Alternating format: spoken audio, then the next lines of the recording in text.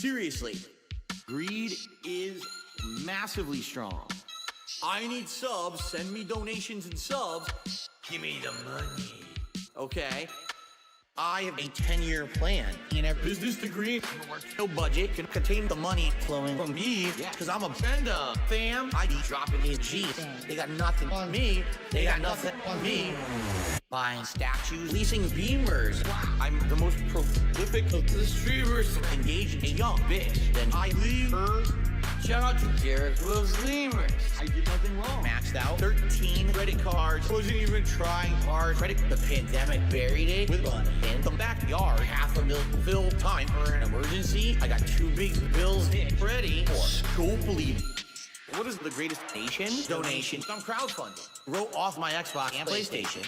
What is the greatest donation? Like 100,000 hustling so hard. I can't take a vacation. I will make piece receipts with my paper. Receipts, add your bot to a spreadsheet. Piece of shit. If LTG pays me 5 G's, then I'll show him. That goes, and a private react contribute. My tribute, no fucking chargebacks. Okay?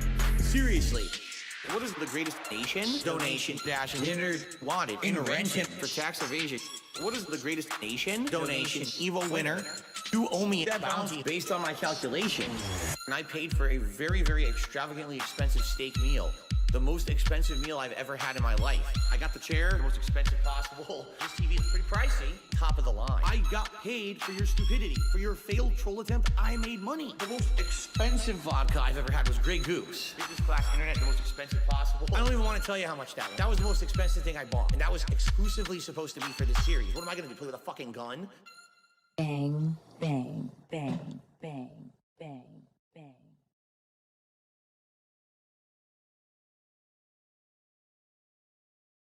Are you tired of this happening to you? On Wednesday, my eyes started to burn uncontrollably, and then I couldn't even see. Like, I could see the TV, and then when I looked over here, the entire laptop was a blur. The blood pressure goes up, my body's hot, I have to pump up my air conditioning in here. I haven't had eye drops in ages. Experience Refreshies, eye drops for soothing eye relief. Listen to one of our favorite customers rave about our product now.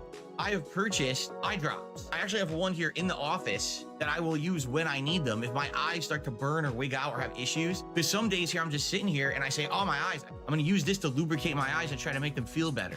Be sure to incorporate a self-care routine while using Refreshies eye drops for best results. Hey, my eyes burn. Let's put some eye drops in. Hey, let's hydrate, right? Let's get a drink here. Let's get the blood pressure down. Let's get the adrenaline down. Take a breather. Blink like this. Try looking at the corners of your room. That's what's furthest away from you. That helps the eyes. Okay, that's good advice, I feel. Thank you. Refreshies eye drops works miracles thanks to our patented secret ingredient. Carboxymethylcellulose sodium. Carbethylmethylcellulose sodium and glycerin. So it's basically eye lubricant. I've already put eye drops on my eyes for today, and they already feel much better. Try Refreshies medicinal style eye drops for the best eye lubricants on the market. Do not use Refreshies if you are allergic to carbonated water, pollen, or sunlight. Effects of Refreshies medicinal style eye drops may include mild to severe eye irritation, temporary blindness, and inexplicable rate, uncontrollable blinking, spontaneous, closed nasal leakage, and dry skin. Some users report feelings of frustration while playing video games, sudden outbursts of begging, and an irrational need to explain mundane tasks. If these entities were trying so hard to contact us, why would they be so cryptic? Why would they be always hiding? It doesn't make any sense. There's got to be an explanation. And I slow, or slow, my eyes twitch, my ears itch, nose tips. I am licking my lips. I hear it inside. I open my eyes. I know I can hide. Something is moving. I swear it's not me. I'm open blocked. It's still penetrating. Roll back and sway. Deep in away. I'm losing my life, my son and my wife. I am begging you, please. You got what I need. Oh God, you hear it again? Oh shit, he's waking up! Corner demon coming alive. Crawling up the walls, better open your eyes. Empty your wallet, open your ears. I got 2 big bills and a bucket of tears. I have a successful business. I'm happy doing what I do. Next month when I get paid, it's gonna be like way low compared to what I get paid from YouTube. I am nervous. I'm too stressed out. I'm already at my wit's end. I got a million things I'm juggling to try to make happen. There's just too much going on right now in my life. It's not my fault. I did nothing wrong. Watch me explode. I'm a big member bomb. Try to ruin my business, but I am a success. I got a finance degree and a pile of vests. Did you see that thing that was up in the corner here? He's waking up! Corner demon coming alive. Crawling up the walls, better open your eyes. Empty your wallet, open your ears. I got 2 big bills and a bucket of tears. I am Satan Burnell. I'm changing my name to Lucifer Satan Burnell from now on. Is it the end of days? Is it the end of the world? Is it the second coming of the son of Satan? Satan has come for me. I am Satan. Hail Satan. Coming for you, Sister Catherine. Heal thyself, hail Satan, loving tonight. Satan is evil. Satan worship, one side looking for God, one side looking for Satan flashing. Yes. Your dad is Satan. Satan. Kill him. Kill the demon. Rip its head off. Shove it up its ass. In the corner. Satan lives in her pussy. Here it is, demon child, on the floor. Burn in hell, Burnell. Now I'm gonna burn in hell for the rest of eternity.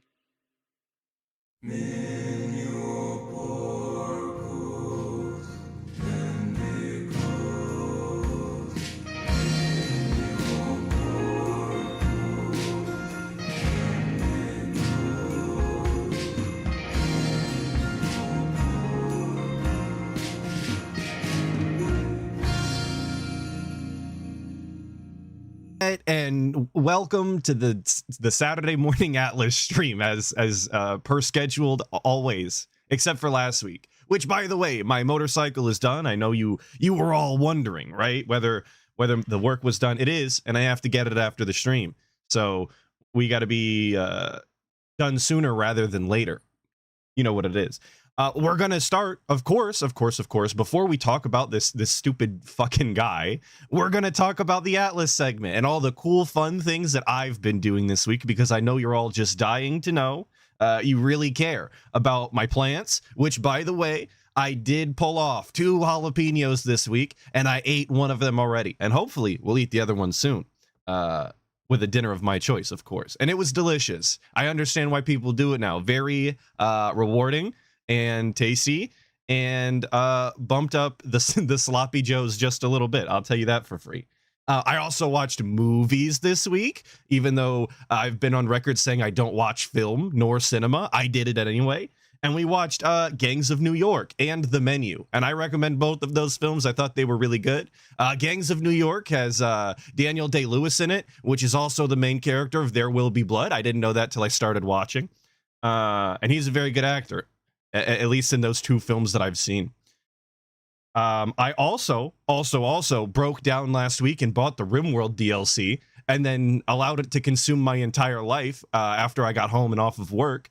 And I didn't even play the DLC. Ack. It's late game stuff, and I never play late game. So what was the point? I don't know. I really don't. I fell for the scam, I suppose. But that is the Atlas segment. That's what I've been up to. Hopefully, all of your lives have been enlightened and you're more informed now.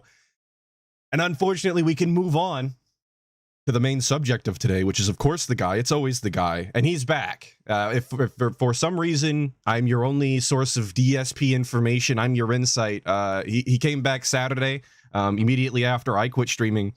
And he sucks. Surprise, surprise. But somehow he came back what I believe is worse than before. And that's saying something because I didn't exactly have the highest opinion of him before he left. But then he came back on some bullshit, talking about licensing fees and suing people, which is all really cringe. I think at the end of the day, this is internet nonsense, and guy really wants to bring out some lawfare. But this is a 30-minute fucking clip. I don't think we're watching all of it. We're gonna move on. We've got more interesting things to watch. Like I've got some Mario Kart. I know you guys like watching Mario Kart. And we've got him talking about Cologne and Twitch and Donkey Kong, of course, the new hotness, of course. So we'll get into talking about how I haven't purchased a licensing fee, and I'll tell you how this is irrelevant to me, and I'm way cooler. So.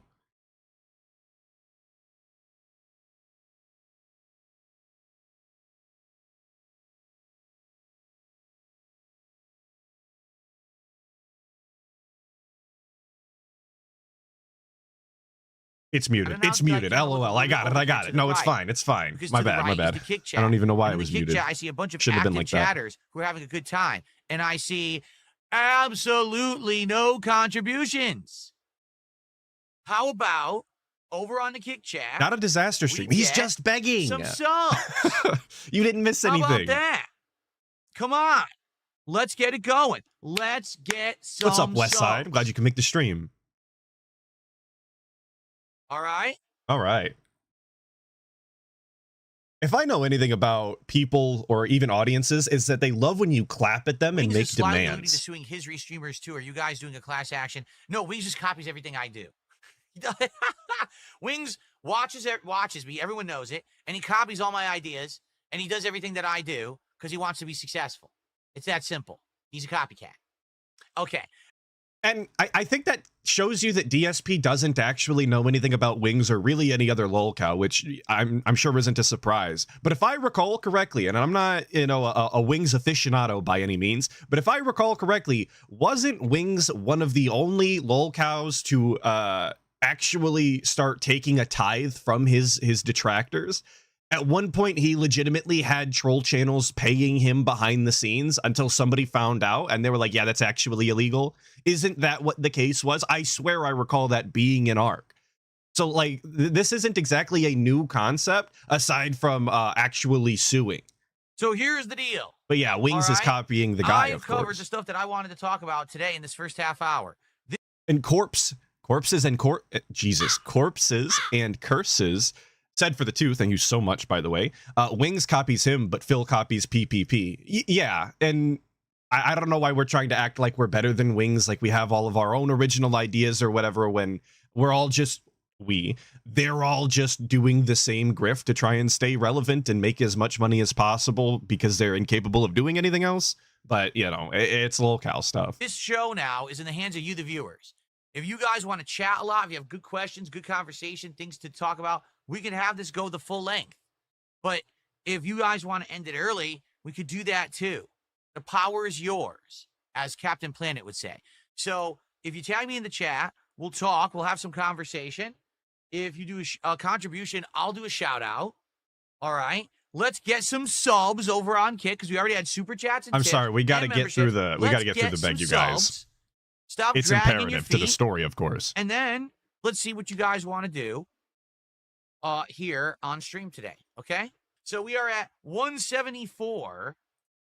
If we hit 300 on this stream, which is a possibility because we're not even close to done with the podcast yet, we can hit 2 goals. Then we'd only need 3 more goals to do Super Chicks DSP Tries It. Now, let me just say this. If we happen to hit 60 goals on this stream, I will order Super Chicks, and we will do it today on this stream, okay? Now, I'm not saying that we're going to because that would be 4 more goals. I'm gonna see if I can. Let's see. I'm gonna see if I can find the my favorite image of DSP eating the Super Chicks, because while it's not really all that noteworthy, and I'm definitely not gonna watch that bullshit and waste your guys' time, I do want to see if I can find the screenshot because it was very funny. We'll play this out. $575 of support or something like that. That could happen. That could happen. We could get a big tip. We could get a bomb of subs over on Kick. We've had 0 subs so far today. In fact, so far we have nothing. This is a brand new week. That's right. The leaderboard reset overnight. Whoa, the leaderboard reset? So let's get some subs over on Kick. Let's get that support rolling in the right direction. All right. And let's go. Come on. All right. Come on. So thank you, NDO. Amazing. One of my Thank you. favorite, You're one of my popping up for a favorite while, guys. DSP Supporting bags. people I'll to say get it every membership credit. time. Come on, is Do I think I'll be doing this in my 50s it's so and 60s? lazy. Yes. I will be doing this. I'll be doing what I love for a living until I die or I choose to hang it up. It's that simple. It's just that That's simple. I I have the agree. power to control my own destiny, and I wield it here in my clenched fist. Do you understand? Oh, interestingly enough, I think that it's a joke, but I had a few people contact me via DMs and emails yesterday asking me, so what is the deal with obtaining a license to restream me? Okay. Before that, we have the guy eating. Look at this ugly piece of shit. Look at this stance. Who eats the burger or the chicken sandwich from the back? I've never seen this before. This attack method that we've got going on this sandwich is despicable. I don't know where he learned it from. I don't know what class he had to take in order for this to be his default, but that's crazy. Now, thank you to Meow Block for drawing this out so that we can see just how absurd this truly is, because we've got this version. I think this really just cements how odd this is, and I really don't like the cupped bowl underneath. I think is a 0 out of 10. It doesn't look good. I don't know any other way to put it. It's repulsive, it's insulting, it's sick, it's piss, whatever you want to say about it. I hate it. And there's a reason that I don't watch the DSP eating segments anymore. It's awful. Thank you, Joseph Moy, for the 10 Australian, the down under $1, saying this creature truly isn't human. I agree. And they even said underneath the post that this hand looks too similar to a pig's foot that you could purchase. As you can see here, very, very shocking resemblance to that gouty hand that he's got there. But all right, we'll move on. We'll move on from the eating segment because we are getting into the fact that I've never purchased a license and won't, just like real life. Officially. Now, I think that these people are not serious, and here's why. I got like 5 or 6 of these messages. Not a single person said, here's my YouTube channel, here's my Twitch channel, I do restream you regularly and I don't want to get into trouble. Instead, they were just like, so what's the deal with the license? You know, very professional. So what I'm going to do, I might do this shortly, actually set up an official way that people who are interested can contact me and pay me a fee to obtain a legal license to restream me for daily content. Then that way in the future, if and when I do exercise my right to have legal litigation against those who steal my content illegally on a daily basis, those people who purchased the license would be immune because they've been given permission to use my content. Please notice the if or when. So this is all of this talk about I'm gonna come back and I'm gonna document and sue all of these fucking idiot detractors. It's an if or when. This is not guaranteed. This is not set in stone. He's never even mentioned legitimately talking to any sort of legal team to any capacity. He just says the day before, on that Saturday, he said that the proper parties are documenting, which to me just sounds like there's a bunch of dents watching detractor streams, which they already were anyway, so this is nothing new. But yeah, it's all nonsense. It's all just a way to scare the detractors for some reason, if that's even what's going to happen, which I don't think it is, because nobody gives a shit, aside from the guy, of course. Thank you, Radical Jaws, for the 279. I need banana, tasty banana. Big ups, Atlas. Well, big ups to you, and thank you for the 279 Canadian. Despite not being real money, I appreciate the sentiment. There's a new DSP documentary that just dropped covering the casino arc. Is there?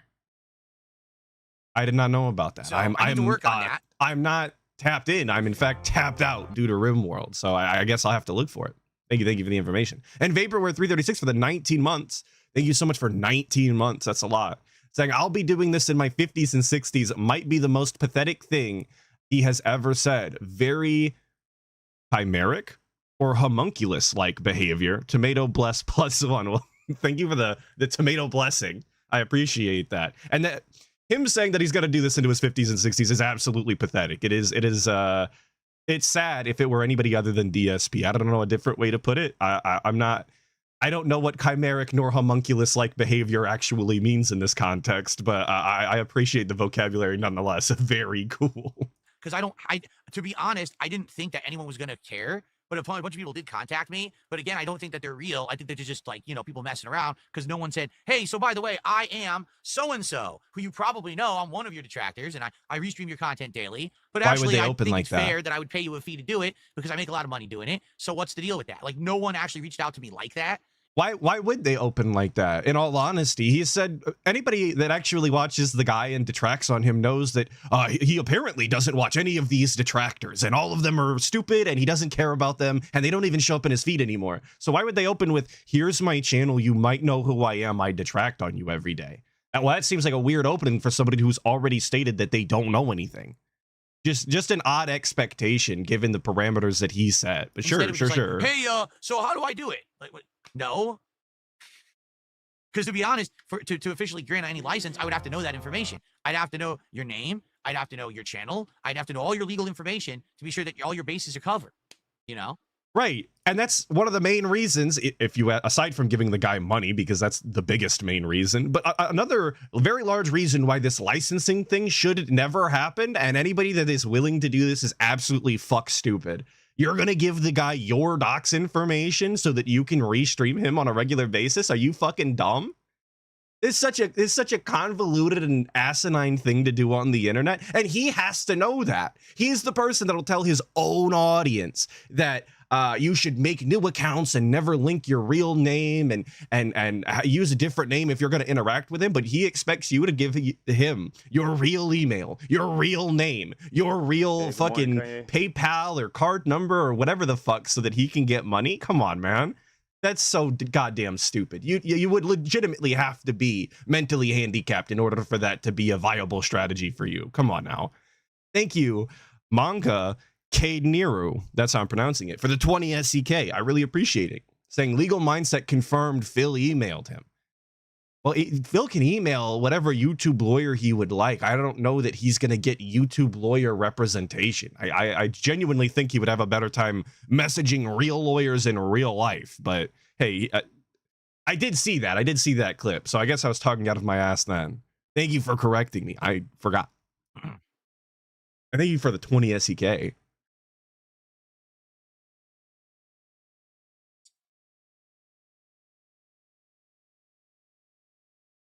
To be fair, here's what it would be. All right. Right. It would probably He's gonna be lay it out a here. monthly or an annual fee. Mhm. All right. Just like any other service. Do you get the real question is, do you get a discount if you pay yearly on like some Spotify or like Amazon type shit? You pay a flat rate monthly, permission legally. There'll be like a contract written up that says you can now live restream my content and make your own content out of it. You have legal permission to do so. And that it would say, I would, via this contract, completely relinquish any legal rights to go after someone who purchases that agreement. Because think of it this way. Right now, there's probably, 20, 30 people who are doing this. Out of that, maybe 10 actually are making a living doing it, right? But if those people paid me a reasonable amount every month, I mean, if they're making thousands and thousands of dollars a month as they're claiming, okay, then they could probably shell over. Who is claiming that is the real question. Aside from Duty, who showed his revenue for the month or whatever, and it was thousands of dollars, a look that I would never do, by the way. I've always thought that was kind of a strange move, but I don't operate the same way other people do. Aside from Duty, who's talking about making thousands and thousands of dollars a month? Like, where is this infinite detractor money? I genuinely don't know. I thought we were having fun and we were memeing along. You know, I don't know who's got a full-time job detracting DSP, really. Over like, very strange. Thank you. Who cares for the two? Saying give him your docs and he'll figure it out later.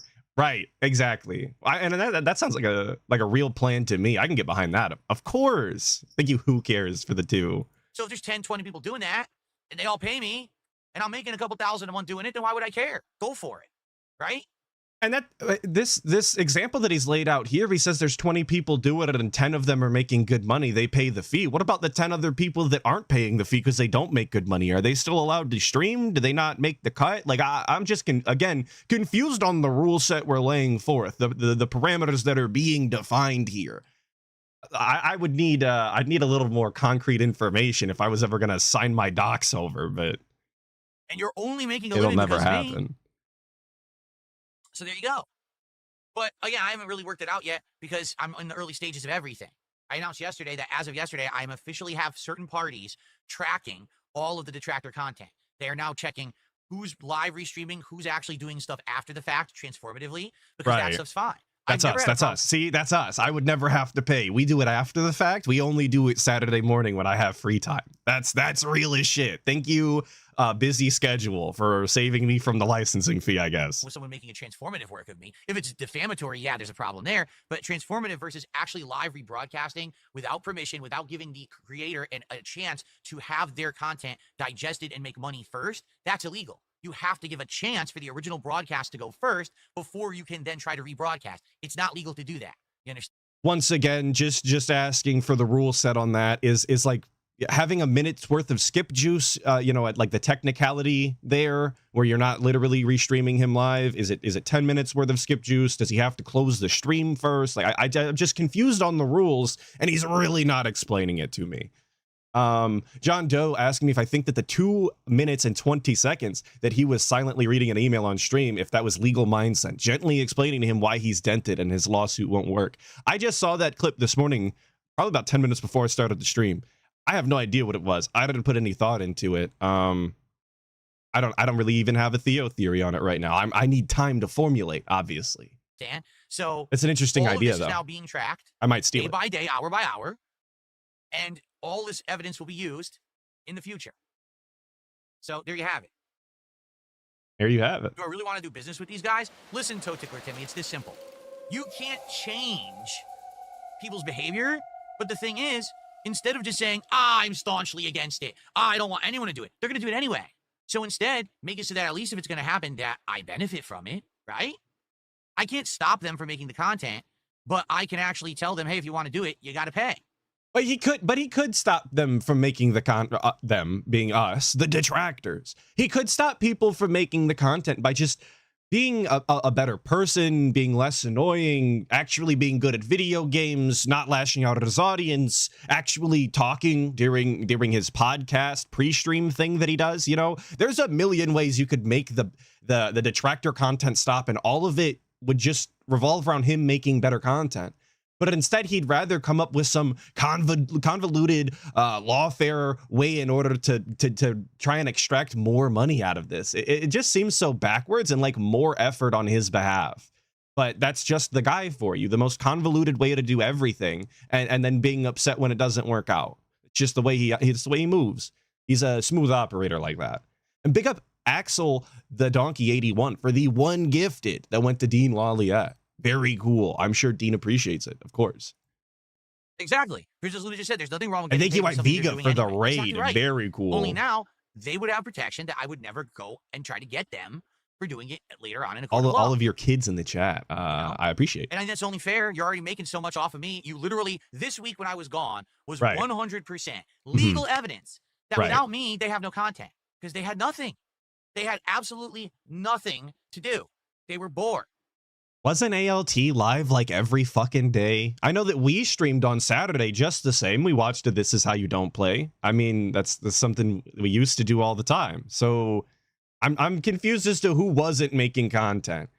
I'm pretty sure that everybody was going live all the same, but sure, that's totally real evidence that the judge is going to look at and be like, wow, their stream was 20 minutes shorter than normal. Well, of course they owe you all the money, Phil. Come on. And they had no content. Iviga took a break. Okay. So there you have it. ALT said he had the best week on record for WPIG. No, I did not say- believe that. Speculation does wonders for the numbers. I did not say $100 per stream. That's not what I said. Like I said, I haven't figured anything out yet. That's something that I would have to work on my end. What I would have to do is probably have like a site created where someone could go and have a web form filled in with their information, like their name, their YouTube channel, or their Twitch channel, information like how much do you stream, Phil, blah, blah, blah. And then basically they would pay this licensing fee either once a month or an annual discount, like a yearly discount to do it for like a year. Oh, so we do get the yearly discount. How gracious and robust of the guy to give us our 1 month free, right? It gives them a contract that says, cool. you are now, here you go. Here's your contract. You have now have the right to do this for this amount of time, and no one can go after you for it. Yes, but here's the funny part. Forsen says, And again, just another hurdle in the way of this incredibly convoluted, action plan that he's got going here. Action plan's not very good. Don't use that in real life. But he needs somebody to make a website for him now? Like, who do you think DSP is getting into contact with in order to actually make a website so that somebody can legitimately fill out a real legal document in order to restream him? Like, it's just, it's too much for the guy. He's too fucking lazy. Like he doesn't have those kinds of dents around, as far as I know. Like, Derek's not making the thumbnails. He's not making the website. Darziak fucked off, and maybe he's back, but not nearly to the capacity he was before. Who's making the website? To sue one of these guys, you're looking at $50,000 or more, and it's not worth it. Here's the thing, though, Forsen. There's a lot of them. If it was one person doing it, I would agree with you. I'd be like, yeah, you're right. Going after one guy, small potatoes. There's a lot of these people doing it, making money. All of that money is mine. You understand that? It's literally all mine. It's all mine. All my content that's being stolen illegally. I have a legal right to all of that content. I do. So if you add it all together, it's big money. It's big money and big prizes, let me tell you. Because sometimes you can win a ruling. You can just do a settlement. I would assume if I were to ever take this seriously and take it. If I was ever to take it seriously, he's talking about proper parties taking documentation of who is restreaming when, what they're restreaming, to the extent of their critique and transformability of the content. But it's if I want to, maybe down the road, if I take this seriously. Well, it sounds like you are. So are you or aren't you? You don't send people to watch hours and hours worth of content if you're not taking it seriously. It's just doublespeak, brother. These people do not want to go all the way because I will own everything they've ever made. And this is also just disgusting content in general. Like, nobody, if you're not a lawyer, if you're not somebody who frequently dabbles in suing or law style content, I don't think people want to hear how much you're going to sue people for, or to the extent of, you know, what their content is actually yours and you demand the big money. Like, it's just a disgusting display, and it makes you seem greedy and obsessed with not the content that you make, but rather the money that you don't, which is just strange, especially when he is successful. He has money to pay his bills. He lives a very, what could be a lavish lifestyle. He didn't have a fucking gambling addiction. It's just so odd and off-putting. Every dollar they ever made restreaming my content, I will recoup. And then legal fees on top of that. They don't want that, so they're all going to settle. They're all going to hit me with nice, big, juicy settlements just to get this to stop so they don't have to bleed in court for years after years. They don't have a foot to stand on.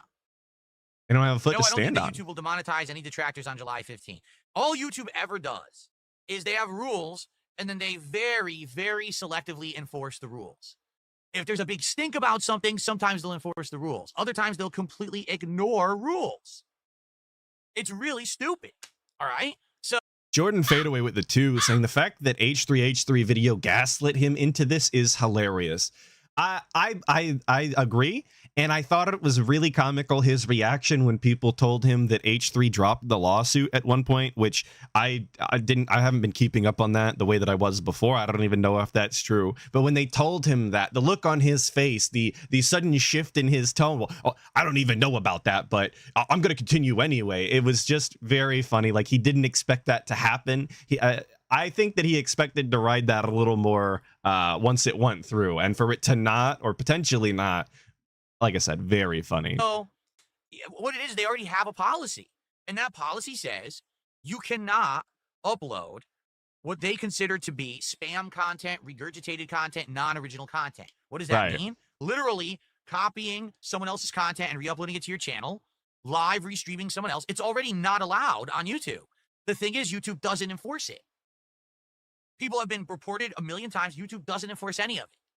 So now what YouTube is saying is apparently they're going to enforce it. Does that mean anything's going to change? I very much doubt it.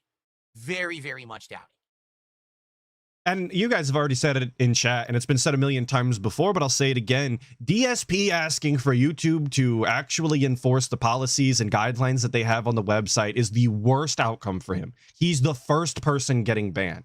He is so unlikable by the general viewing audience that is YouTube. YouTube would have to eradicate him almost immediately. Like, I just don't see a way around it. As soon as they start enforcing the policy as it's defined, DSP is gone. There's no doubt.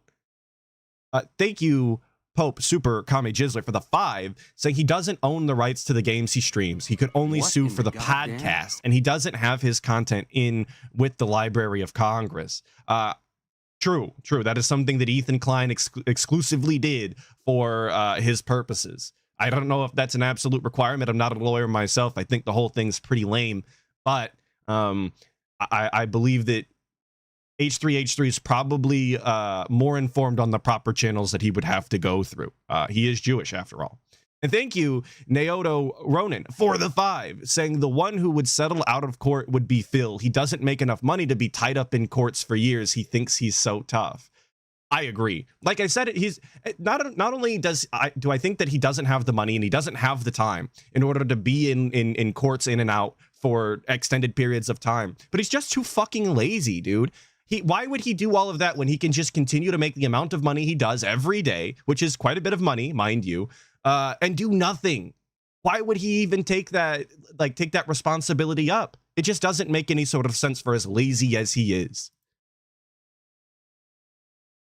Oh, we got to take a big sip, obviously. Says no one will Huge pay you a sip. license because the audience of the detractors would ridicule them into oblivion. Why would they know? I'm not an asshole. I wouldn't have a public listing of those who bought the licenses. That would be a legal contract between me and the streamer. That's it. It wouldn't be known publicly. All right, 184. We got some good momentum towards hitting 2 goals on the stream. Let's do it. Let's get, again, I have to draw my attention slightly to the right and direct my attention to the kick chat and say, what's the deal? We have $184 to support and not a sub in sight. Oh my gosh, no subs. Come on, guys. You're really letting the team down. No subs in sight, then things ain't right. Let's get some subs over on Kick this very moment right now. Let's do it. Who's going to be the first sub on Kick? Who's it going to be? All right. I think we're done with this clip. I think I'm done talking about lawyers and lawsuits. I don't need the guy to clap at me to tell me to sub. I think you guys get the point. It's really lame. It's really cringe. I don't think that he's really about it like that. I don't know what happened on his time off that made him come back and think that this was the way forward, that this was some sort of strategy that's going to pan out for him. But sure. I'm glad he came back nonetheless. So we can point and laugh, of course. JDX the Kid asking me about the Clips album rollout. If you guys don't know about the Clips album, it's like a collab album with Pusha T is on it. Anthony Fantano gave it a 10, which is not common for Anthony Blamtano over there, fucking Melonhead. I listened to half of it. I wasn't the biggest fan. I don't know much about Pusha T. This is the Atlas Music Style segment. I'm not usually a big fan of Pusha T. All I really know about him is he beefed with Drake, and he was on the Vultures album, which I really like, both of them. I wasn't the biggest fan of Clips. Maybe I'm bad at music. Thank you, Astro, for the 5, saying ATL? ALT. Said, imagine Snort Hogan intro playing full blast in court, LOL. Like a million times back to back, too. The amount of times that Snort Hogan clips get used in content and all that they would have to watch, it would be an absolute banger in the courtroom. For sure. They would be vibing. All right, we'll get to the second clip. I'm getting okayed unked in chat, and I'm probably half everybody's age. That's fucked. We're going to go to what I think is my favorite segment of the week, which is the Cologne Seethe. Now, if you guys recall, DSP had a fantastic idea, one of the best ideas he's ever had, where he would review Cologne instead of stuffing his fat fucking face with food all of the time. Now, I don't know how that was going to work out for him, given that he's got to feed his horsewife all the fast food possible. But he was asked about the colognes just this week, and he's still seething about it. He's still salty and still confirming that the detractors define what content he makes on a regular basis. So let's see if we can make that happen. Okay. Let's point and laugh, of course. If the Cologne reviews are out, can I tell you what I'm wearing from time to time? I don't think I should. I think that people shouldn't have been so obnoxious to me. And then maybe I would have been doing reviews. I would have been talking about Cologne and what I'm wearing. But since people had to be complete scumbags to me on the internet, I think you get what you deserve. So now you get nothing. How about that? Because I am wearing, right now I'm wearing a good one. I love it, actually. It's one of my favorites. But I'm not going to tell you what it is because you don't deserve to know. It's like they say, treat others the way you want to be treated. If you treat me like dirt, well, that's what you're going to get back then. I'm not going to be nice to you if you're a dick. Can I get my... And that's just such petty fucking loser behavior from the guy. Like imagine that somebody tells you that your idea isn't good, and then later they go, you know, well, actually, if you're knowledgeable about something, like, you could give us a little bit of information. Maybe you could like introduce us very slowly, you know, into this hobby or this interest that you have, and as we gain interest, you know, then maybe you could actually do you could do the content that you wanted to do. You could demonstrate to us that you have something to say and you have some sort of knowledge. And instead of doing that, instead of actually bettering his argument for that style of content, he's decided to just cry, bitch, moan, and complain and act like a spoiled child in front of everybody. How robust is that? It's totally well worth his time. Top 3 cologne smells that I like. There was something in chat that I wanted to read, and now I've lost it. I can't believe it. It's gone. It's banned. To wear. First of all, they're not smells, they're scents. Number 1. Number 2, no, I can't. In fact, I don't have a top 3 because I have so many colognes, both low end, mid end, and high end fancy, that I can't just narrow it down to 3. I would have to probably say like the top 10, seriously. But I'm not. What an aficionado. You don't deserve it.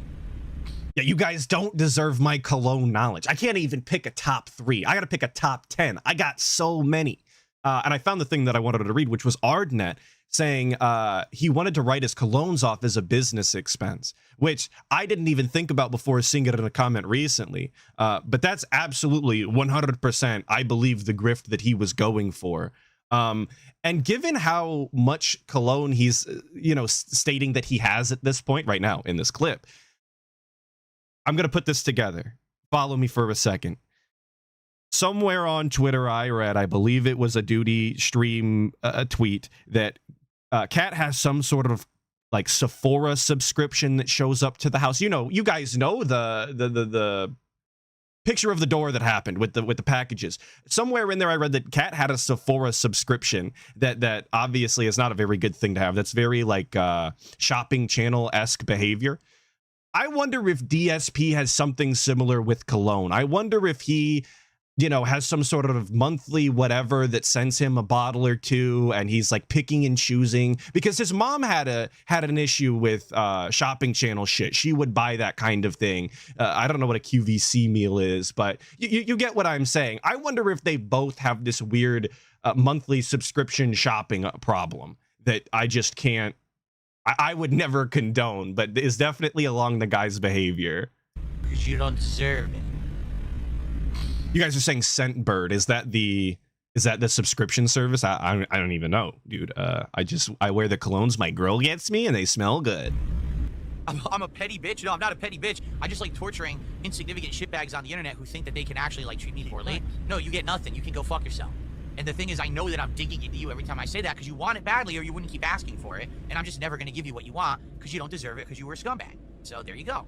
There you go. Like, really, deal with reality. I'm not being petty, but I'm going out of my way to behave this way specifically to dig into you because I know you want something. Yeah, boss, that's kind of like the definition of petty. That is like a premium example, actually. Like if you were to try and describe and define petty to a child, you'd probably lay out a scenario that's exactly that. But sure, we'll just change everything for the guy. In reality, you don't just get everything you want, instant gratification, feel so entitled. No, in reality, you earn when you're given things. You understand? You're nice to someone, and then in reciprocation, they're nice back to you. Not someone is nice, has an idea, and you immediately just slam the idea. Fuck the idea. Oh, it's terrible. Fuck you. This is a terrible idea. Piece of shit. Worst idea ever. Even videos, they were actually titled Phil's Worst Idea Ever, Cologne Reviews. That exists. That's hilarious. That's so fucking funny. That is actually peak comedy, if you ask me. And you can see how butthurt he is about this. He remembers, like, almost specifically exactly what they were saying when he was putting forth this information that he was going to do Cologne reviews. He remembers the titles of the fucking videos or the live streams or whatever that were talking about how dumb his idea was. And if you would like to know, my live stream title was literally titled DSP's Worst Idea Yet. So maybe he saw it. I hope he didn't. I don't want the guy watching my content. That's not what we're here for. But I do think it's really fucking funny.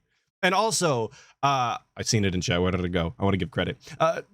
Kyle, Kylle, says, oh, now it's a DSPW. Yes, this is literally him clawing back a W. This is him trying to regain any sort of, or rather save face on this, because he absolutely got just fucked out of the water. That's not a good saying either.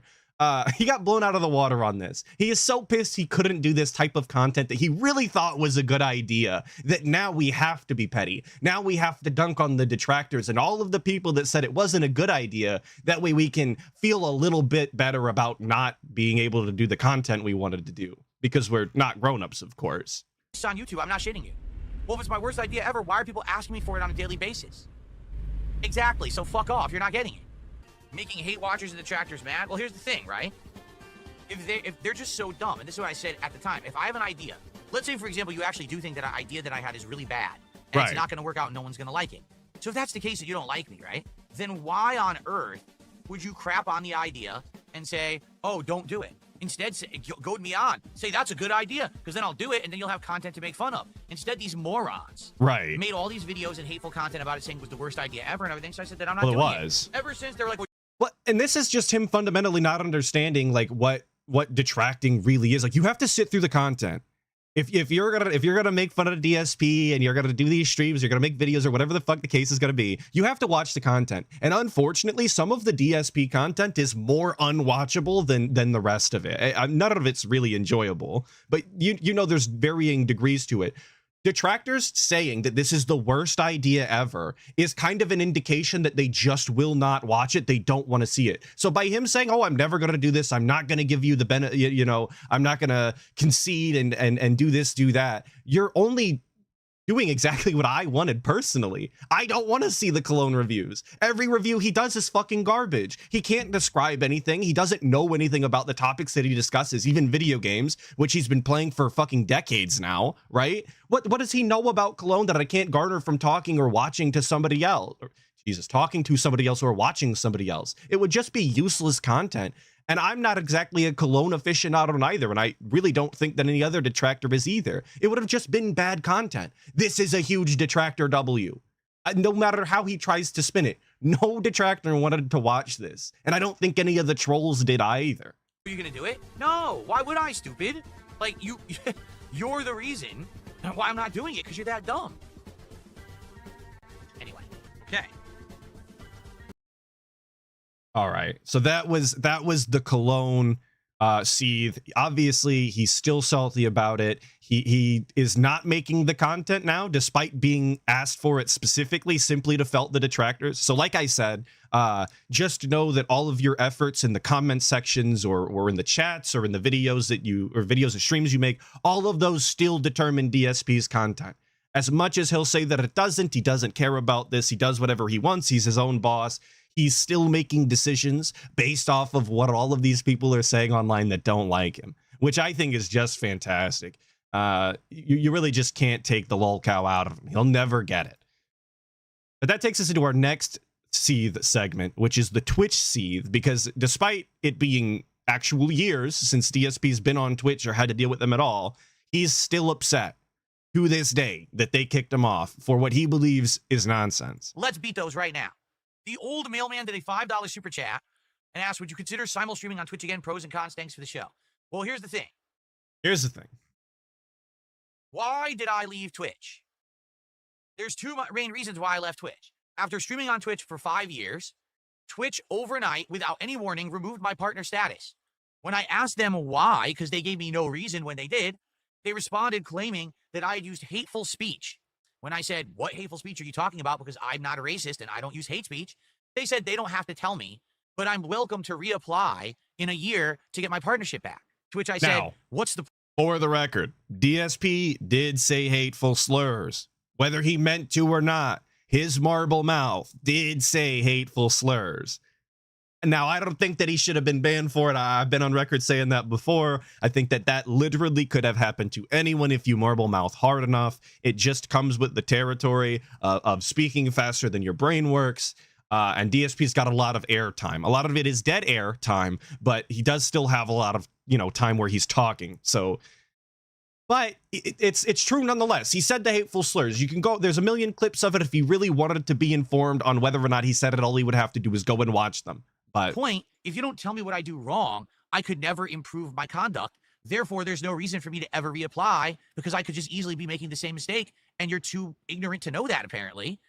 Chuchiness is asking me if I've seen the Dent Sea Scrolls on Top Haters about his comic strip. He already had the Cologne meltdown in that one. I want to say that I've seen the episode, but I don't recall because it's been so long. I don't remember a comic strip. But I want to say that I've seen every Dent Sea Scrolls episode. It was just some of them years ago now. So I would have to brush back up. I'm not familiar. That's ridiculous. So for about another month, I wanted to say, I completely misspoke. I did keep streaming on Twitch to see if I could make a living just on tips. Then they suspended my stream telling me that I said the N-word, which I didn't. So I told them, no, my bad. I was misrepresenting. I was conflating this second one with the first one. My bad. Okay. He does use fucking hate speech though. Like he genuinely is a toxic asshole, and he bullied that guy for his beard in the profile picture that he used on Twitch. Like, DSP is not a good streamer. He's not a good entertainer, and he's definitely breaking TOS on every site that he goes on. It remains true, but specifically the hateful slur bit was this second one that he's talking about now. My bad. I don't want to misrepresent. Thank you so much, Third Eye the Third. Yo, big ups Third Eye the Third. What a throwback. For the 5 Canadian, saying sole motivator for the guy is money. Threatening legal on restreamers is wishful thinking that his views on Kick will go up, and thus the hourly payout. That's a good idea, or a good theory, rather. I like that. Thank you for the 5 Canadian, Third Eye the Third. I always forget about his hourly Kick payout. didn't. And then they said, oh, our mistake, and unsuspended my stream. Like fully employed now. And that was the straw that broke the camel's back. Number one, you tell me I do something wrong. I ask you what I did wrong and to provide evidence so I don't do it again, and you tell me you don't have to. Yes, you do. In reality, if I sued Twitch, I would have won that case, because you can't back out of a contract without evidence that someone did something that violated the contract. So then why didn't he go into lawfare then? If it was such a slam dunk case like the detractors, why didn't he have the proper parties documenting the streams and being in contact with Twitch? What was up with that? How come we didn't? Why is it every single wrong that's ever been done to DSP could have been taken to court and could have been a landslide win for him, and he never takes it? You know, it just seems like short-sighted in order to not take these huge opportunities with infinite money potentially. All these years, it just doesn't make sense. It's almost like it's entirely wishful thinking, and none of it is true. Single contract on Earth would be null and void whenever someone just said, I don't want to do it anymore. So it's bullshit. I could have sued them. I would have won. I would have got my partnership back. I would have got lost revenue. I would have got it all. But there was no point because it would have taken years. Okay? That's number one. But number two, the fact that they over there have such bad moderation that on a whim, on someone just false flagging you, saying you did something you didn't do, that they will suspend your entire business until you clap back and say, no, I didn't prove it. And then, oh, you're right, you didn't. I'm not going to work there. That is insanely unprofessional. And it very clearly wasn't just an instance of him being false flagged, because I have to tell you, in case you don't know, I'm sure DSP is getting flagged every single day. Every single day, there's at least 2 people, right? I'll set the number real low, so I'm not wrong here. There's at least 2 people reporting DSP on a daily basis. It's just the way that it has to be as a lolcow. So them actually taking action in this instance is not just a perchance thing. This isn't just them listening to people that don't know what they're talking about or believing them at face value, or they would have deleted, they would have banned him. They would have dealt with him a million times before this, obviously. Insanely.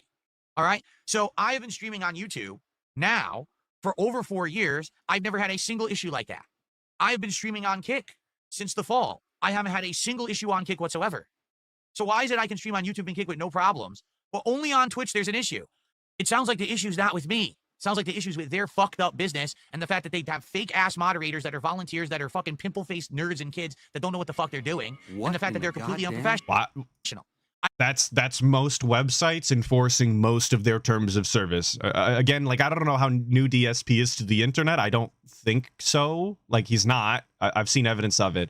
But that's pretty much always been the case, has it not? Moderators and that they're like Reddit mods, right? It's like the stereotypical mom's basement, greasy, pimple-faced, no bitch getting, like, that's, I don't know why we're pretending like we're surprised by this or why this is an issue. That's just the internet. If you do business here, like, that's the way she goes, boss.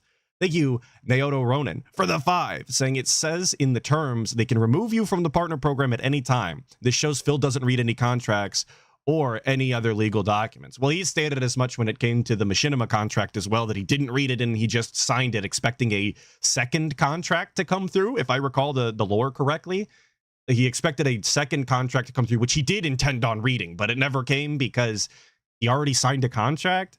I don't know how that story ever made sense, but that's the one he told. I don't want to work with Twitch because Twitch is a shitty place to be.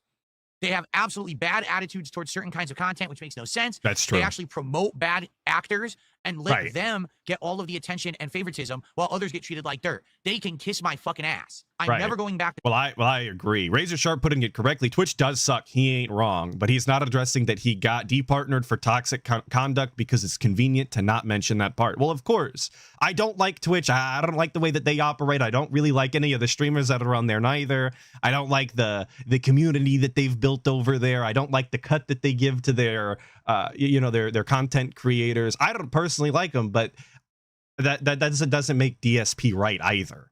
Twitch. Oh, by the way, and this is something that I absolutely need to emphasize. You ready for this? I have to emphasize this. Twitch pays less than anyone else. True. By a lot. Twitch pays you less to stream on there than any other streaming service. You get less of a cut than YouTube, less of a cut than Kick, less of a cut than Rumble. So why the fuck are you streaming there unless you're an idiot? No, I mean it. Why would you be streaming on Twitch unless you're a moron when you always get paid more elsewhere? There's literally not one logical fucking reason to stream on Twitch. Not one. No one can actually justify streaming on Twitch besides saying, oh, it's the best place for discoverability. It's the fucking worst place for discoverability. More people are streaming on Twitch than anywhere else, so how the fuck are you going to get discovered, you stupid idiot? That makes no sense at all. Do you want to know who likes streaming on Twitch? Liberal lefties! Because Twitch is run by liberal lefties. Liberal lefties do like streaming on Twitch, but you notice that basically the first thing that he points out for other people streaming on Twitch is that they're not getting a bigger cut. It's something like the numbers are astronomical in that like 70% of streamers on Twitch don't hit double digits.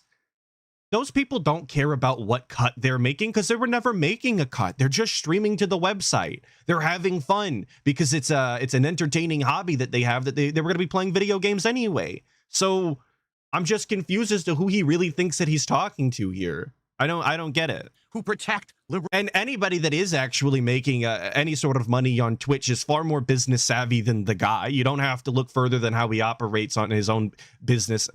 Don't look at the screenshot. Don't look at the screenshot. You don't have to look any further than the way that he operates his own business on YouTube to tell that he doesn't know shit about running a streaming operation at all, and he's definitely not financially savvy. So don't take money advice from this fucking idiot. Lefties. So if you like acting like a weirdo, dyeing your hair and dressing up and pretending and being a fucking just degenerate, go to Twitch. They'll protect you. Outside of that, if you're a normal fucking human, go anywhere else and they'll pay you more money. There you go. So in reality, can one singular person in my chat right now justify a reason to actually stream on Twitch?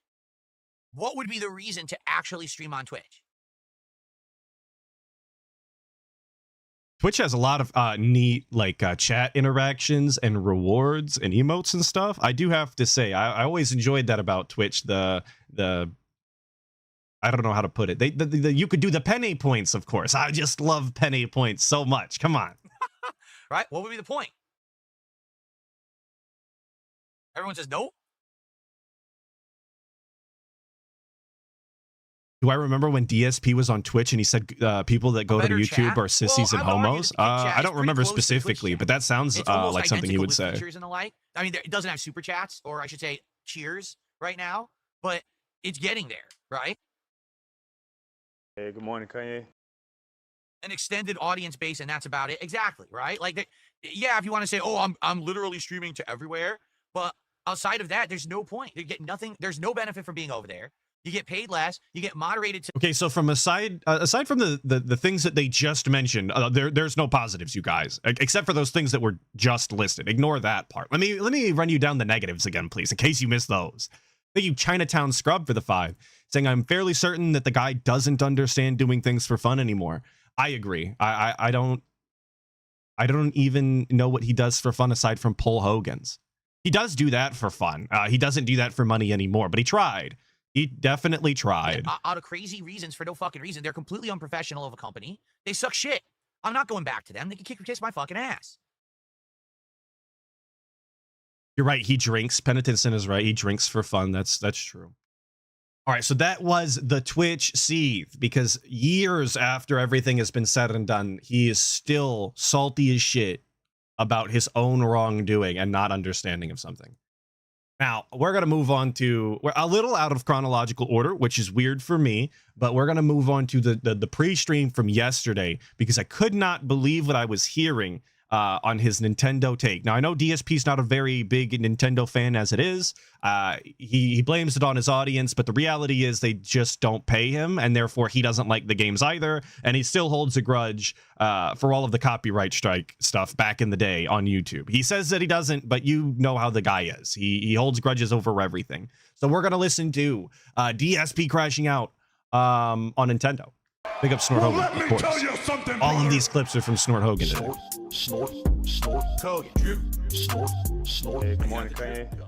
Just a bad boy with internet for the 2, saying only thing that he cares about is DoorDash fees. Well, I would imagine that they rack up. In all honesty, I think he's got the Dash Pass. We're not paying fees on every single DoorDash anymore. We just tip the driver, and we tip them the bare minimum, of course. Come on now. As we are heading into the midsummer, we've got an interesting lineup of stuff that's going on. Ongoing games like Death Stranding 2, interesting throwback playthroughs like GTA 4, now with mods on PC, making it look like a different game. And of course, the premiere yesterday of Donkey Kong Bonanza on the Switch 2.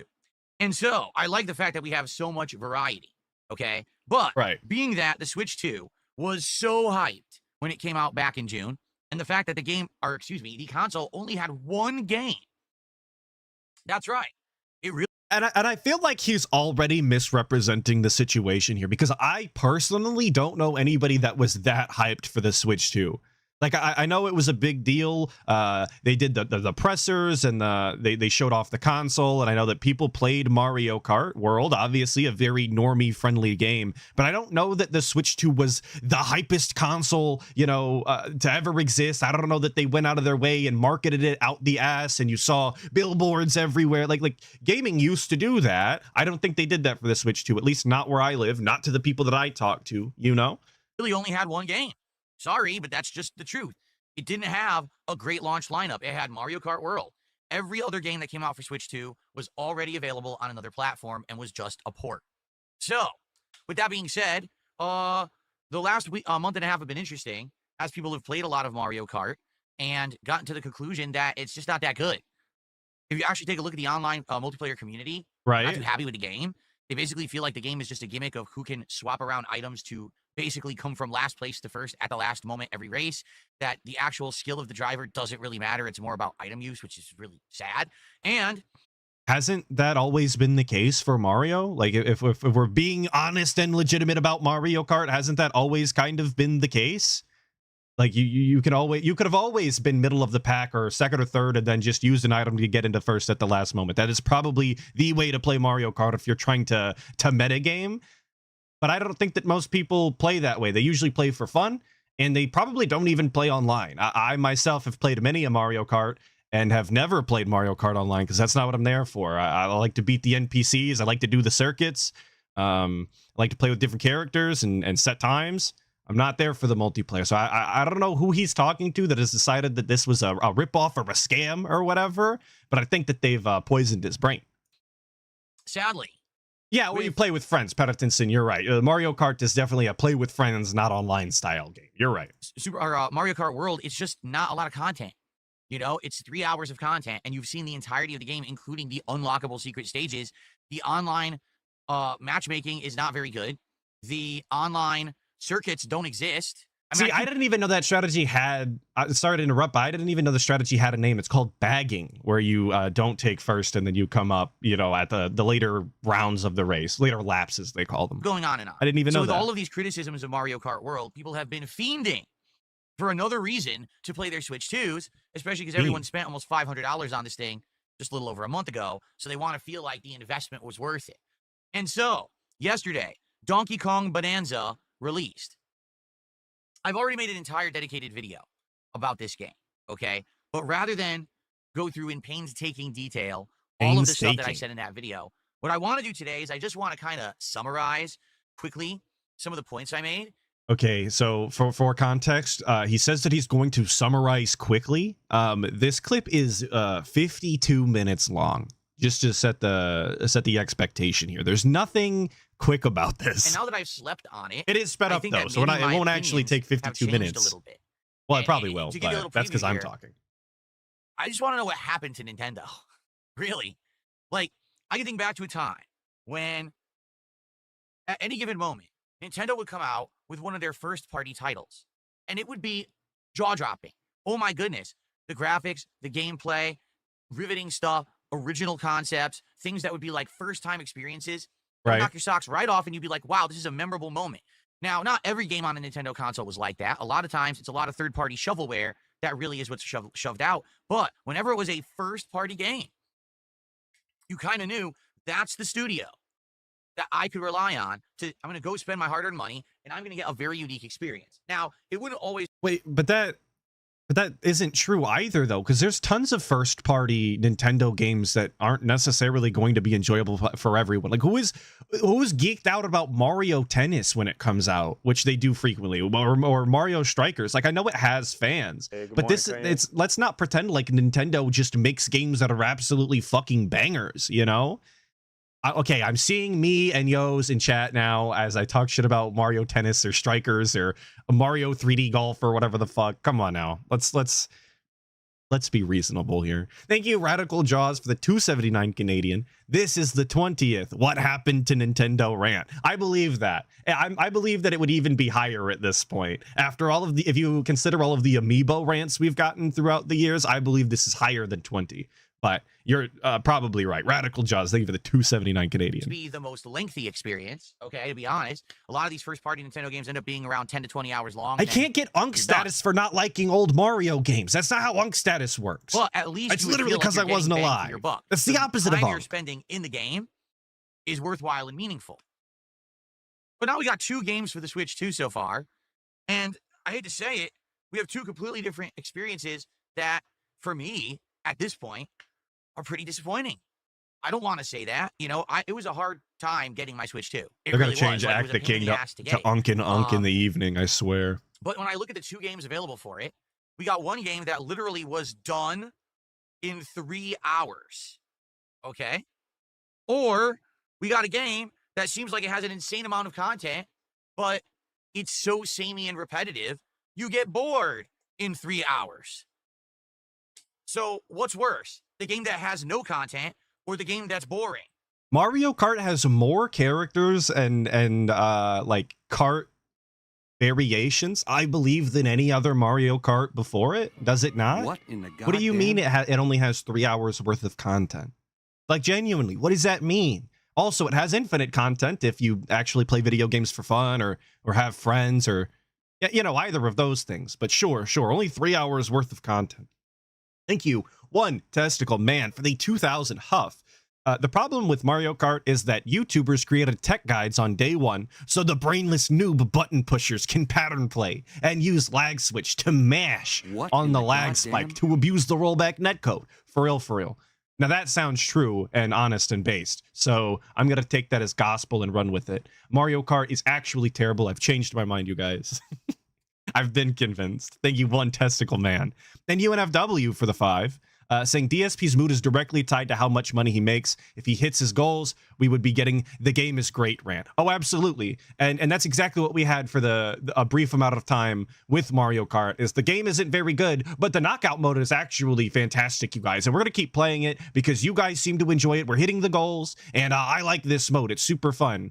But then he doesn't hit the goal, and people are cheating or there's lag or they're lagging or the game is screwing him and the rubber banding, and it's any excuse under the book to not play it anymore. You know what it is. Thank you, UNFW, for the 5. Absolutely. Wait a minute. What are we talking about? We're supposed to talk about Nintendo. First-party consoles, first-party games for an exclusive console. That's literally, we never would be having this conversation. And even Item much as boxes are last withholding. console It's crazy. when you look at Super Mario Odyssey or Legend of Zelda Breath of the Wild, I can't even say that the statements I'm making right now wouldn't even apply to that. But they certainly apply to the Switch 2. So we're going to have this discussion this morning. And again, I really want to have your actual opinions on this. All right. I want to hear what you think about it. I want to see what you think about both Mario Kart and Donkey Kong Bonanza. I wonder how many of you out there bought a Switch 2 and how you're feeling about it a month and a half in. So basically, this stream is going to be state of Switch 2 a month and a half in. What are you guys thinking? All right, because I'm going to give you my opinions, but I'm curious what yours are. Yours very well could be different than mine, especially if perhaps there's some games that you played on Switch 2 that aren't console exclusives, but you did find that they were good ports and you enjoyed it. I don't know. For me, it's like why would he give a shit about that? That is such a like I don't know if chat baiting is a word. I think that's a different website. I'm gonna stop there, but I don't like, he doesn't care. You could tell him all of the ports are absolutely fantastic and they run flawlessly, and he's gonna go, oh wow, that's pretty cool, I didn't know that, anyway, and then he's gonna continue to state his opinion like it's factual anyway. So who cares?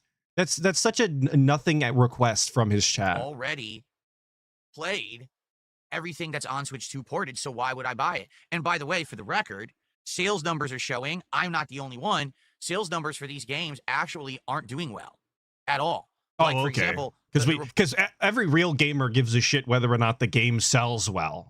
They don't care about how fun it is or the enjoyment that they're personally receiving from purchasing the game and playing it. Of course, the most important thing is the sales numbers, obviously. Thank you, Karamazov, for the 12 months, saying, good thing he bought 2 Switch 2s. Maybe the other one won't be dog shit. Well, we can only hope, or that would be a huge waste of money. God, I hope so. And Rebsy with the 5, big ups Rebsy, saying the guy never uses any of the rail grinding tricks or riding techniques. Absolutely, and I said that watching his gameplay pretty much every single time. He will constantly tell you there's nothing new in it, that it's not exciting, that they haven't revolutionized anything, that there's no new thing here or there, it's just a waste of time, and then he doesn't utilize any of the new mechanics regardless. So you just can't believe anything he says. Thank you, Rebsy, for the 5. Appreciate it. Reports are that Cyberpunk has barely sold on Switch 2. Like, they thought it was going to sell like crazy, and it's just not selling at all. To which CD Projekt Red is wondering why they bothered porting it. They're thinking maybe it was a waste of time. So did they say that? Yeah. Was there Anyway, an article where idea. CD Projekt Red devs came out and said that explicitly? I haven't seen it, if so. And he didn't fucking, right, yeah, he didn't source it. I just want to lay it on you for a sec. I think for the next DSP tries it, not this one we're doing next, which is going to be the Burger King Barbecue Brisket Whopper and the Royal What a Crispy mouthful Wraps. that is. You voted for it, and that's what you wanted, right? So that's what we're doing. After that, I think I want to do something that is unique and local. And what I mean by that is I want to look at more small businesses around here, and I want to try some of them. Like the other day, my wife and I were looking on the delivery app for, something to order, and we're like, oh, what's this? We never heard of this place So before. in case you guys were wondering, I don't give a fuck about the food. I actually tuned out because I'm reading this article.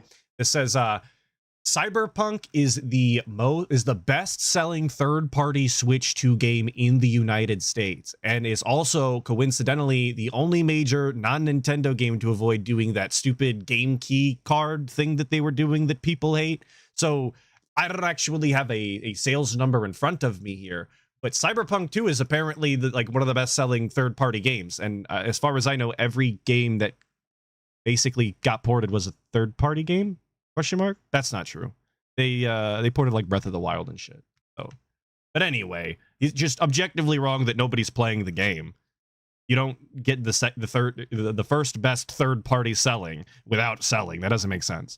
Thank you, Robert Williams, for the 5, saying I hate the port argument specifically because Nintendo users are the most insulated. So to them, it's the first time seeing these games. Right. And to port Cyberpunk, a game that came out years and years and years ago to Switch 2, I feel like selling any ports at that point would probably be a win, but I don't know what porting looks like. I don't know how difficult that is, how intensive it is, Like, well, it's our day off. I'm not a business style I'd rather guy. just get something that we know is going to be good rather than take a chance on something that ends up sucking, and this is supposed to be our meal together, So maybe that's exactly what DSP tries it for, right? So I'm thinking that's what Oh I'm my gonna God, do. I don't care. Out of nowhere, I had to change the schedule and be away. Being back has been fun. Don't get me wrong. I've had a great time with all of you. It's been chill, interactive fun all week long. You guys have been great as an audience, engaging and supporting all of my content. It really has been a very fun week back. Hams in chat saying some people literally only have a Switch. Fun fact, I met my new neighbor yesterday, and he just sold his PS4 and got a Switch 2. So obviously the only games he could play is Mario Kart. And I got to inform him Donkey Kong came out, so he should probably pick that up. And he was confused as to why I even knew that. And then I felt weird because I couldn't tell him the guy was playing it. Anyway, Telltale fan with the 5 saying, remember, folks, when Phil starts a sentence by saying people say, anything that comes afterwards is a lie or straight nonsense. Of course. But you could probably say that about just about every sentence DSP says. But it's exceptionally true about when he says other people are saying things. It's just to give himself some sort of defense for his terrible takes. But tomorrow will be a good day of relaxing and rejuvenating with my wife. I do have a few things now that are built up around the house that I need to do, which sucks because I would rather just spend time with my wife, but instead I really have to run some errands and do things tomorrow. And a guy with long hair giving me shit saying I could have just said I saw an ad. I'm terrible at lies. I just told him that I was informed, which was vague and honestly weird, but I didn't know what else to say. I was trying to dodge DSP so bad I got caught up in it. You're right. So, we'll see how that goes.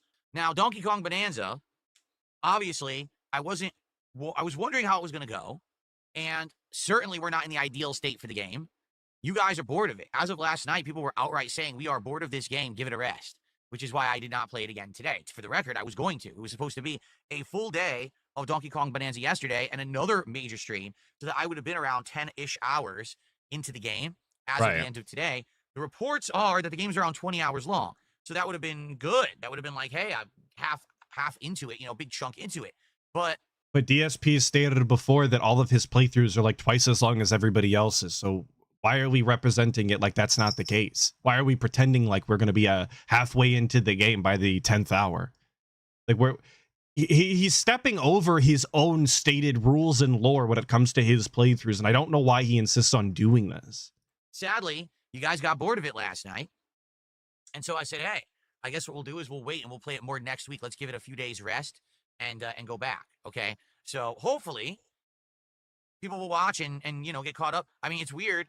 The first couple videos did good. And then the videos I put out last night don't even have 300 views. People don't seem to care. Well, nobody watches the night stream. And I'm like, well, I mean, and who watches videos on demand from the guy? It starts off interesting, but once you hit a certain point, you realize this is the whole game.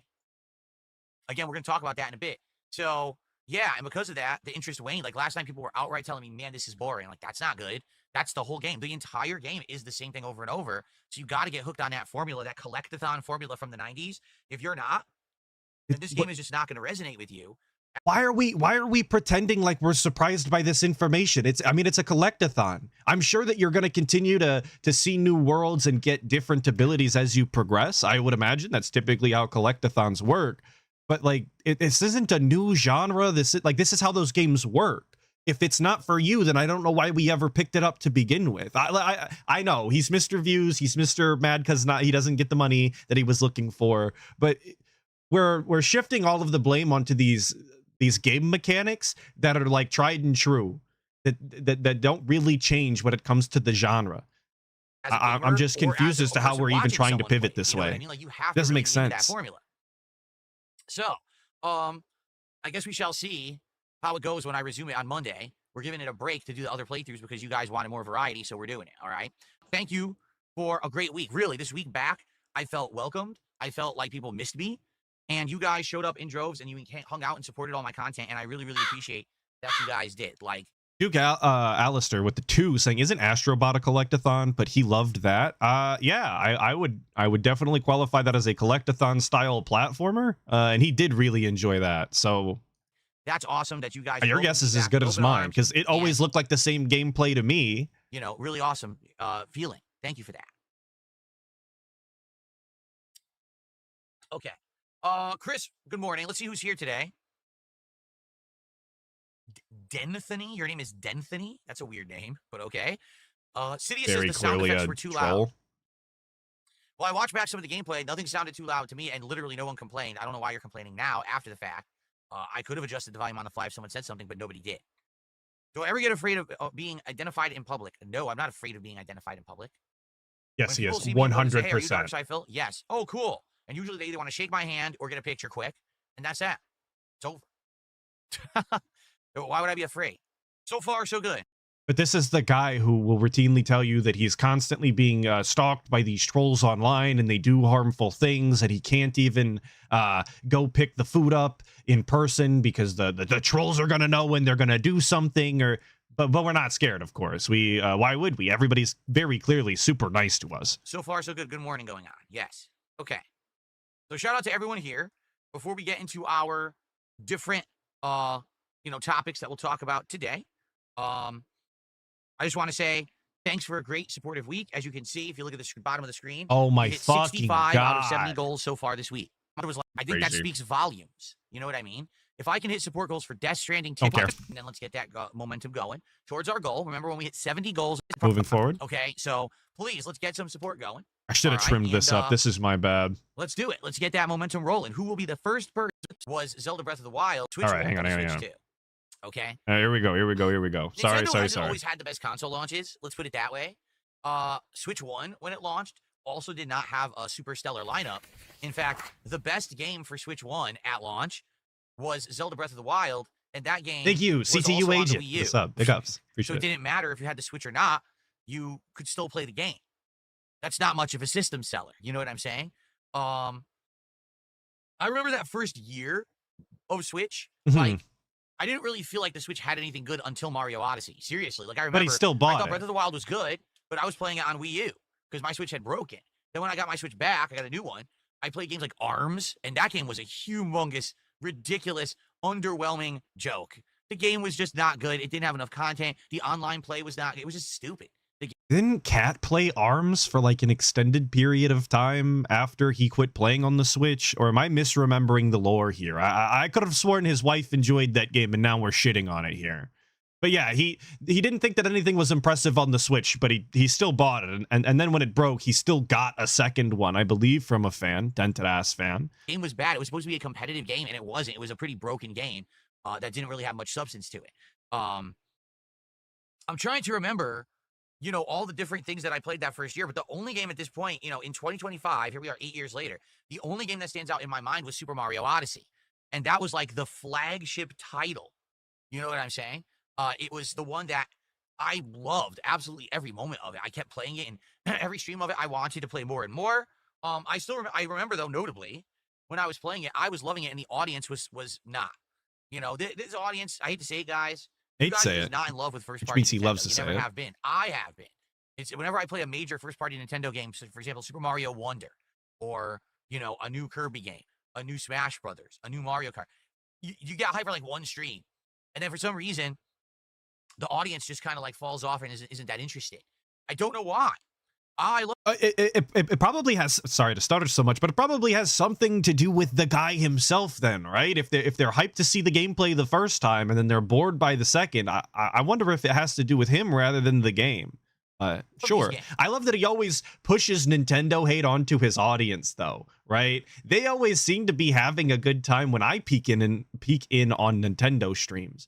But he just sucks so much of the fun and joy out of a Nintendo game, they don't give him money. And of course, that's why we hate these games, because we need the money bad. Obviously, we got two big bills. Pickups Clayton Kindle for the 5, saying spending that much time in one room for that many years has to destroy your mind. Absolutely, 100%. Why do you think he's so weird? Why do you think he's incapable of actually grasping how he interacts with people in chat being bad? That's a horrible way to phrase it, but you get what I'm saying. He's not socially aware because he doesn't do anything other than sit in this room and rot away. I find them very entertaining. Thank you for the 5, Clayton Kindle. Absolutely. In general, my audience has just never been in love with Nintendo. In fact, I think of all the game playthroughs I remember of doing Nintendo, the only one that I remember people loved all the way through was Super Mario World Co-op that I did emulated on PC because it wasn't even available on a console back in the day, and that was like 12 years ago. Like, that was the best one that I've ever did. How could he expect any of his fans to enjoy Nintendo games when every single Nintendo game that comes out gets the same rant? He talks about fucking amiibos. He talks about how the fans are absolutely rabid and this, that, and the other. We're going to get there. He's going to say all of those things again. Imagine that. He's going to repeat himself. But how could he ever expect his fans to genuinely want to see Nintendo games on his streams when they know that this is what's coming? That inevitably, when these games don't give him the money that he's expecting, that we're going to have to go through the same fucking formulaic complaint again and again and again. You would just try and end it as soon as possible, I would imagine. That, I think I remember everyone would always complain. You know? I don't know why. But for me, I grew up playing Nintendo. All right? Nintendo was the game console, whether it was NES and then Super NES. It was the one that everyone wanted. It was a the one real that had the best grandpa segment, by the way. had the best graphics, had revolutionary controls always. I loved Nintendo when I was growing up. That was the thing. That was the console you wanted to be playing. All right? Now, Nintendo just seems to be this weird, like, elitist club. Kind of like what Apple used to be, but now Apple is falling off and no one really cares that much about Apple anymore. But that really seems like I wouldn't be shocked if all of a sudden in every mall there's a Nintendo store and they sell Nintendo Switch 2 and Nintendo games and Nintendo accessories and they repair your Switch console and they lock you into service contracts. You know what I'm saying? Like if they even went that model, like Apple did, I wouldn't be shocked. It just is Nintendo like a status symbol? Are people paying? I know people are paying more money than they should, but I thought. Loki, I think Nintendo's like for like kids and normies, right? How is it even comparable to Apple? I don't understand what this comparison is. This is just fucking stupid. Seems like that's what's happened, is that Nintendo has just become this group, this club that you need to join and understand. And if you're outside of the club, you'll look at it and you're like, well, I get it, but I just don't get it. You know, you understand that. What? What the fuck is that? What is that supposed to mean, DSP? I get it, but I don't get it. It's just such a... We have so many fucking nonsense, nothing sentences sprinkled throughout this and through every piece of content he does. I genuinely don't know how he makes it through a fucking day like this. Like, just the way his brain works is unfathomable. Unfathomable. There we go. I got it. You know, sometimes there's a great game. Sometimes there's a new console with an innovation. He's got mush brain. I've got mush mouth. For Nintendo. Like right? I do. You have to understand that Nintendo used to be insanely huge, the biggest game company in the world. They were synonymous. People didn't say, I need to go play video games. They would say, hey, I'm going to go play some Nintendo. Seriously. That's what they were, the name drop for video games. They were the name drop, So the highly respected name drop. They were the Band-Aid brand of game consoles, stupid. Even the president called it the Nintendo. Come on. Hey, things are very different. You got a million platforms, including PC and other competing consoles. And now you got mobile devices, and then you got these hybrids like the Stream Deck and shit like that. And everyone has different ways that they game. I don't think anyone is saying, I got to go play Nintendo. They're saying, I got to go play video games, right? So they don't have that name recognition. Yeah, it's almost like the hobby and the industry that is video games has blown up astronomically over the past 2 decades, and there's billions of more fucking things going on at all times. And that referring to the a lot of the hobby as one name brand is stupid. It's weird, right? Odd how that happens. Anymore. But they still have this very intense, rabid following from a certain group of fans. He did say Stream Deck, by the way. I heard that. I don't think it's worth going back for, but he said Stream Deck instead of Steam Deck. And it's hard to deal with that. It really is. It's bizarre because I've now been a YouTuber for 17 years, almost 18. This fall will be 18 years I've been a YouTuber, okay? And I've seen highs and lows. I've seen good and bad. And I'm always honest with you guys about that. I've seen Nintendo do some amazing things, and I've seen them do some boneheaded, dumb things as well. I feel like I should be able to talk about it, but it seems like whenever you come out and criticize Nintendo... What are the amazing things? I see, that's kind of one of the moments I wish we would have got a list. Like, I guess Mario Odyssey, we already touched on, did an amazing thing, but I feel like we could have given a positivity list here. Come on now. It's as if, like, you're committing blasphemy, and now, you know, you need to be burned at the stake. But I'm just speaking truths here. You know, things that I'm seeing, factual observations. What's wrong with that? Whoa, you're just a hater. You don't like Nintendo. No, I do like Nintendo. That's the problem, is that I actually really like Nintendo, and I like to see them succeed. I said that... I don't know if you caught that, but I like that he called his own opinions, his own takes on these games and these business practices. He called it factual observations. There is no amount of DSP's opinion that is subjective at all. None of it is actually opinion. It's all factual observations that nobody can argue with and is true, of course. Super Mario Odyssey was the best game of 2017, and everyone told me I was wrong. But I don't care. I liked it that much. So now, 8 years later, Thank you, it's the next Penitent console Sin, launch. We're a month and a half for the 5 in, months, or and for the I am 5 gifted. completely and Very, utterly very cool. underwhelmed. Thank you. All right, I am like, I'm watching this game, I'm playing it, and I'm like, what is going on with Donkey Kong Bonanza? I'm playing Mario Kart, and I'm just frustrated that this is what's happened to this franchise. Like, what happened to the days when you could buy a new Nintendo game and you'd be, first of all, whenever you bought a new Nintendo game, it was like a magical moment, kind of like when a new big Disney thing would happen back in the day. Like, seriously, Nintendo was synonymous with video games, like Disney was synonymous with like a new movie or a new franchise or something that was happening, right? This is just like peak consumer mindset. You're seeing it right now, demonstrated live for not live anymore, but I guess live for me. Live for everyone to see. Peak consumer, getting geeked about the new Disney thing coming out back in the day, getting excited about the new Nintendo game that was coming out. I mean, I was literally a child for some of these events, and even I wasn't that excited about them like that, because it wasn't that big a deal to constantly be purchasing brand new things like that. But for the guy, it is. And so a new Absolutely Mario, vital to our life. Wow, a new Smash Brothers, a new Mario Kart, a new Kirby, a new this, a new that. You get super pumped for it. And then you would play it, and those early hours of wonderment when you're playing something new and amazing, and it truly feels like it's something original, right? And now... Also, please keep in mind, he's fucking 43 years old, and he's still looking for the same, like, bewilderment and shock and awe that he received as a child playing video games back in the day. And he's being disappointed and holding it against the medium because he doesn't feel that way. You're 43 and have so much more life experience and shit going on and all sorts of other things that you're distracted by and into. You're never going to feel that way again. Never. It's fine. It's okay. Move on. There's no reason to be that salty about it, man. Things are just so different. Even today, in 2025, you can't even trust Nintendo to come out with an amazing first-party experience because we now have 2 of them, and in my opinion, they're both pretty underwhelming, all right? With Mario Kart World, the graphics are outstanding and the controls are fine, and it's nostalgia bait with the music and the track design. But you are literally done with the game in 3 hours. There's nothing else to do. And they charged $80 for it as it has infinite replayability in the fact that it's a fucking racing game. I hate to be that guy, but if you really want to sit here and complain and bitch and moan, like, playtime isn't what you complain about. It has infinite playtime. Sorry. If saying this is the biggest, best Mario Kart ever, and it actually is one of the most underwhelming. The online play is abysmally bad, with people literally just sitting around using overpowered items to win. There's no skill to the driving that people use. It's just item use.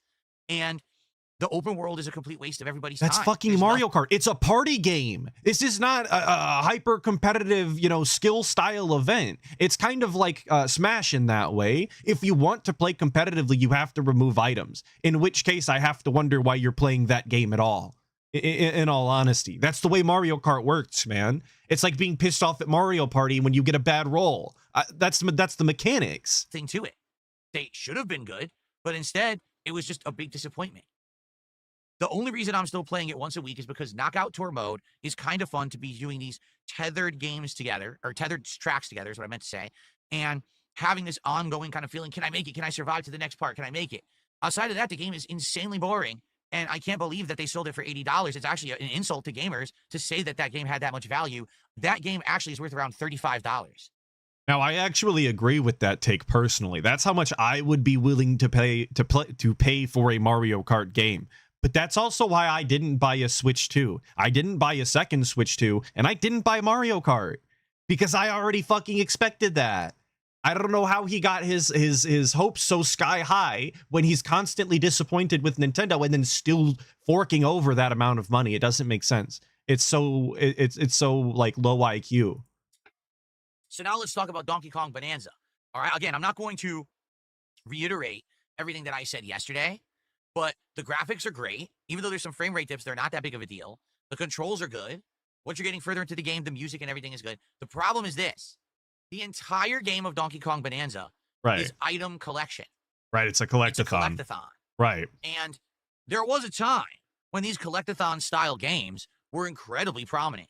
I'm talking, the second half of the 90s, the early 2000s. You had entire franchises based on Collectathon. You had a big genre of games, the open 3D platformer style Collectathon game. Banjo-Kazooie was one of the huge ones, but then there was also other variations and things like that. And I get it, but what gets me about this is it totally feels like an homage to the past when you play it, but it's 2025. It's not PS1, Nintendo. Sorry, guys. Collectathons are in fucking ban world because it's current year. Sorry if you enjoy them and you have fun, exploring for hours and hours and getting the satisfactory reward of collecting all of the things and your achievements and all of that. Fuck you. It's current year. Sound good? 64 era. We have advanced Very smart business far strategy. past this. In fact, Nintendo already has advanced far past this. They say that it was the makers of Super Mario Odyssey that worked on Bonanza. To which I say, then how on earth is Bonanza the second game? Like, if Bonanza had come out first, and then a few years later, there was Super Mario Odyssey, I would have been like, I see what happened. So they started with the basic concept, the throwback homage from the 90s, but now they've advanced it to be more interesting, with the unique power-ups the hat can do, with the unique puzzles and platforming, with cool challenges against enemies and all of that. That's where they hit it on the head. So it was a good start with Bonanza, but then the culmination with Odyssey, that shows that they learned in advance. It's literally the opposite. Odyssey is 8 years old. Okay. And when you're playing Super Mario Odyssey, every world feels different than the last.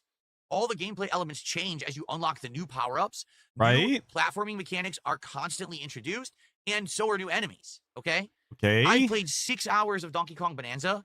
So he hasn't beaten the game yet, obviously, and to this point has only gotten to World 2. He'll tell us a lot here coming up in this clip, I'm sure, when he yells at his audience for being idiots. But how can he compare or even know that that's not the case in Donkey Kong? I'm almost like 90% sure that throughout Donkey Kong, after World 2, you're going to continue to get new abilities or see new worlds and try and figure out how to collect the things in the Collectathon using those new abilities. That's what Odyssey did, right? I did play that one. And the entire time that I've played it, all you do is you scan with sonar and you collect items. That's the whole game. Now, yes, there's platforming in there. There's been one major boss fight. Yeah, there's a little bit of variation here and there, but for the most part, the entire game feels the same. He can't talk about the entire game. He's only played it for 6 hours, and he's only on World 2. I don't know how many worlds there are, but there's definitely more than 2. Will that change further into the game? I don't know. I played it one day. This is my feelings after 6 hours of gameplay. Right. I don't want to play a game where you do the same thing for 20 hours. I want to play a game where there's innovation, where there's... Don't know that that's the case. And this is why I couldn't believe this take while I was hearing it. Because it's just so incomparable. This game that he's beaten and is 8 years old and he fully explored, as opposed to the game that just came out the day prior and he played for 6 hours. Like, this really is because he didn't make the money he was looking for. That is the only way he could have came to the conclusion that doing this segment was a good idea. Like, the only reason this can exist is so that he can inevitably stop playing the game the next time it doesn't make that amount of money. That's it. Things that look and feel different. That's exactly what happened with Super Mario Odyssey. Every time you went into a new world, your jaw dropped. Oh, we're in a jungle, and look at this cool innovative thing. Look at these creatures that are camouflaged. Look at this platforming element that wasn't in the last stage. Right. Oh, now we're in New Donk City. This is amazing. Now you can ride vehicles, you can climb buildings, you can do platforming challenges that are throwbacks to original Donkey Kong, and you can do this and that. Oh, now we're in a stage that's a giant castle, and it's a huge homage like Dark Souls games with a giant gothic dragon and stuff like that. And you keep playing, there's so much more going on, right? Like I said in the video I put out last night, when I was playing Super Mario Odyssey, there wasn't a moment when I felt like, man, I am so bored because this is the same as the last 3 stages, and I just don't feel like anything new is going on, right? Oh, yeah, the Gothic Dragon. Everything is Dark Souls, of course. You're not allowed to have any sort of Gothic archicecture nor dragons in your game, or you are Dark Souls. Sorry. I was reading the chat. Absolutely, with this 100% game, right. I was about 4 we're hours bored. in. 4 So hours I in. beaten the first world, and I fought the first boss. I'm like, okay. As soon as I got to that second world, okay, and I started looking around, I'm like, so this is the map. And you start clapping, like, okay, it's the same items. And you start, you're like, wow, Wait, did he want them to be different items in the Collectathon? I mean, like, there's different things to collect, I'm sure, but What is he expecting? I genuinely need to know what the expectation is to understand why we're disappointed, because he hasn't experienced enough of the game. It's the same thing. It doesn't even feel like you're on a new level. It just feels like you're doing more of the same level again. Yeah, it's a collectathon. That's not good. You're collecting. That's really bad. That means that they have a concept, and the concept works, except only in limited portions. And that's the problem. If you have a game you can only handle a few hours at a time before you start to get bored, then there's a problem with the game. And that's what happened yesterday. Okay, I'm gonna be honest. I'm gonna take off my big gamer hat here. Most people, I feel like, only play video games for a few hours at a time. I hate to be that guy who lives in reality and is like an adult with a job or whatever, but most people don't do like 10-hour game sessions, 8-hour game sessions anymore. They typically only play for a few hours. So if a game is bad because the game loop is only satisfying for a few hours, it probably works for the majority of people. And definitely works for the intended target audience in this case, which is fucking children, right? Like children probably shouldn't be doing 6 to 8 hour game sessions either. So if 4 hours until they get bored, like, that's fine. That's an acceptable amount of time. To me, with Donkey Kong Bonanza, when we first started playing at the beginning of the day, we were all blown away. But once we got to World 2, all of a sudden that wonderment, right? That wonderment moment, it kind of went away. Like, oh, it's the same again. It's nothing new here, right? That's not good. Seriously, that's just. And again, I haven't really seen the Donkey Kong Bonanza footage. I meant to before so that I was prepared for this, but I didn't. But I remember watching the trailer of the guy, which he was excited for at the time. The mechanic where you can like tear into the world and it's like completely destructible seems like a really cool and interesting thing to do in order to collect all of these items. If the entire game is kind of centered around that to some capacity, I could understand why, because that's a neat thing, a neat mechanic that's been introduced in this game that I'm not going to say no other game has ever done, but Nintendo games typically don't do that style. So that would be fine. That's an entirely acceptable game for Donkey Kong. But whatever. Michael AE with the 5 saying DSP has gamed so soullessly for so long. He's completely numb to the fun of gaming. He's like a sex addict who can't perform if he's not ball gagged. True, but tough. That's disgusting, but entirely accurate. All of his fun is now entirely derived from the money that he receives. That is his ball gag, is the money. The second you take it out of his mouth, the second you don't put the funds in his pocket, he's not interested. It's disappointing. And I do hope that as we continue to play that there'll be more innovation and variety, but there hasn't been any. So is this what Nintendo has to offer today? Better graphics, right? Always the graphics. That's what we care about. Like, for example, there was a optional secret level that plays like Donkey Kong Country. And I liked it. It had the Donkey Kong Country music, and you can beat the crap out of it. Oh, this is fun. And then as soon as it's over, you're back to the same game again. You're like, oh, man, it's not good. Also, I'll agree there. The game is very easy. Like, it seems like I hate how often he uses nostalgia bait now, especially when it comes to like Nintendo. I think he said it a lot for Mario Kart, I believe. I just don't like the term. There's no reason to say nostalgia bait. Like, they're just including their own fucking IPs past, iterations as a little break in the monotony of the same gameplay that he's complaining about, by the way. That doesn't have to necessarily be nostalgia bait. Why can't it just be a feature that's in the game? It could be an Easter egg. It could be a side quest. It's like adding slop to everything. I'm just kind of annoyed about it at this point. As soon as it's over, you're back to the same game again. You're like, oh, man, it's not good. Also, I'll agree there. The game is very easy. Like, it's a kid's game. Enemies are completely afterthoughts. There's no real challenge to fighting any enemies in the game. It's a kid's game. Turbo right through them, and if you're not, it's also the first 6 hours of the game. What did he fucking expect? Actual like Dark Souls style stamina recovery and management in fucking Donkey Kong 6 hours into the game? For him, and then you'll turbo right through them. It doesn't seem like there's any real, like, the first boss. I just bullied the crap out of the first boss. I didn't learn any mechanics. I just punched him a zillion times till he died, and there was nothing else to do. I mean, he was done. That's not a good first boss at all. Well, it's a first boss. Like, again, what does he want? Asylum Demon? So But it's hilarious. Everyone in the chat who's saying this, can you shut the hell up? Yeah, You didn't make it to the fucking second idiots. world. Yes, I did. You just didn't watch that far. I made it to the second world. I beat the whole first layer of the second world. I'm on the part that's now you're in the industrial part where there's the factories that are spewing gas and stuff. I made it further than you think. You just didn't watch it. I know because no one watched the videos. But he doesn't want to be Mr. Views. But nobody watched the videos.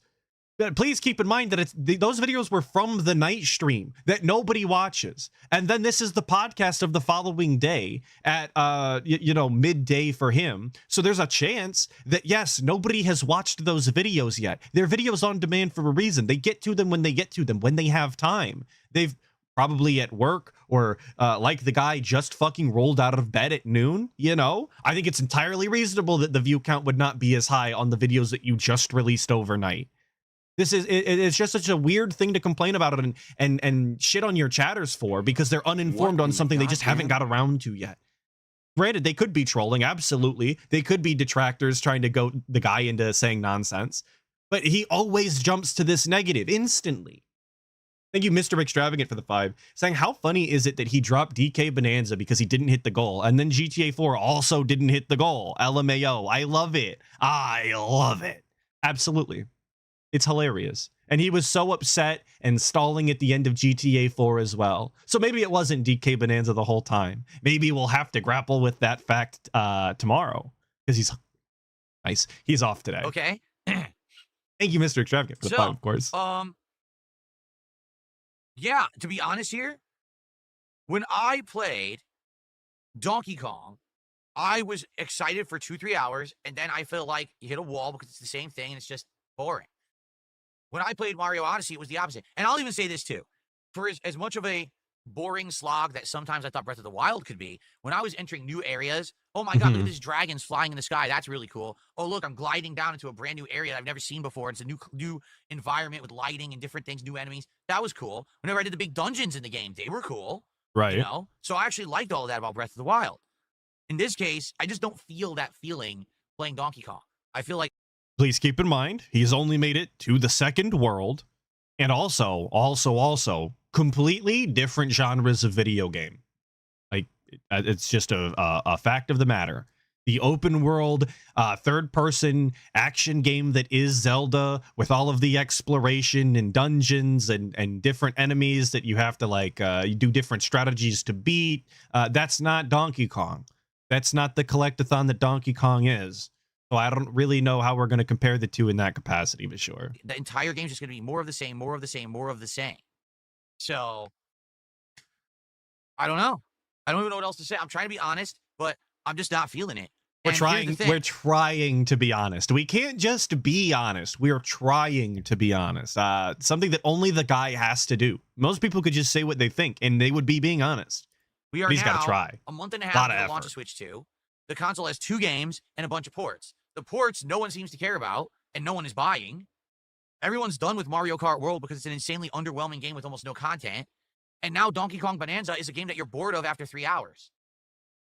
You're bored of, not DSP. This is he's put it onto you now. You as the gamer, you as the gaming audience, everybody out there, you're bored after like 3 or 4 hours of Donkey Kong. He's completely decided to give his opinion to you, and it's your fault. What the hell happened to this was Nintendo? your idea. Really? What has happened to Nintendo?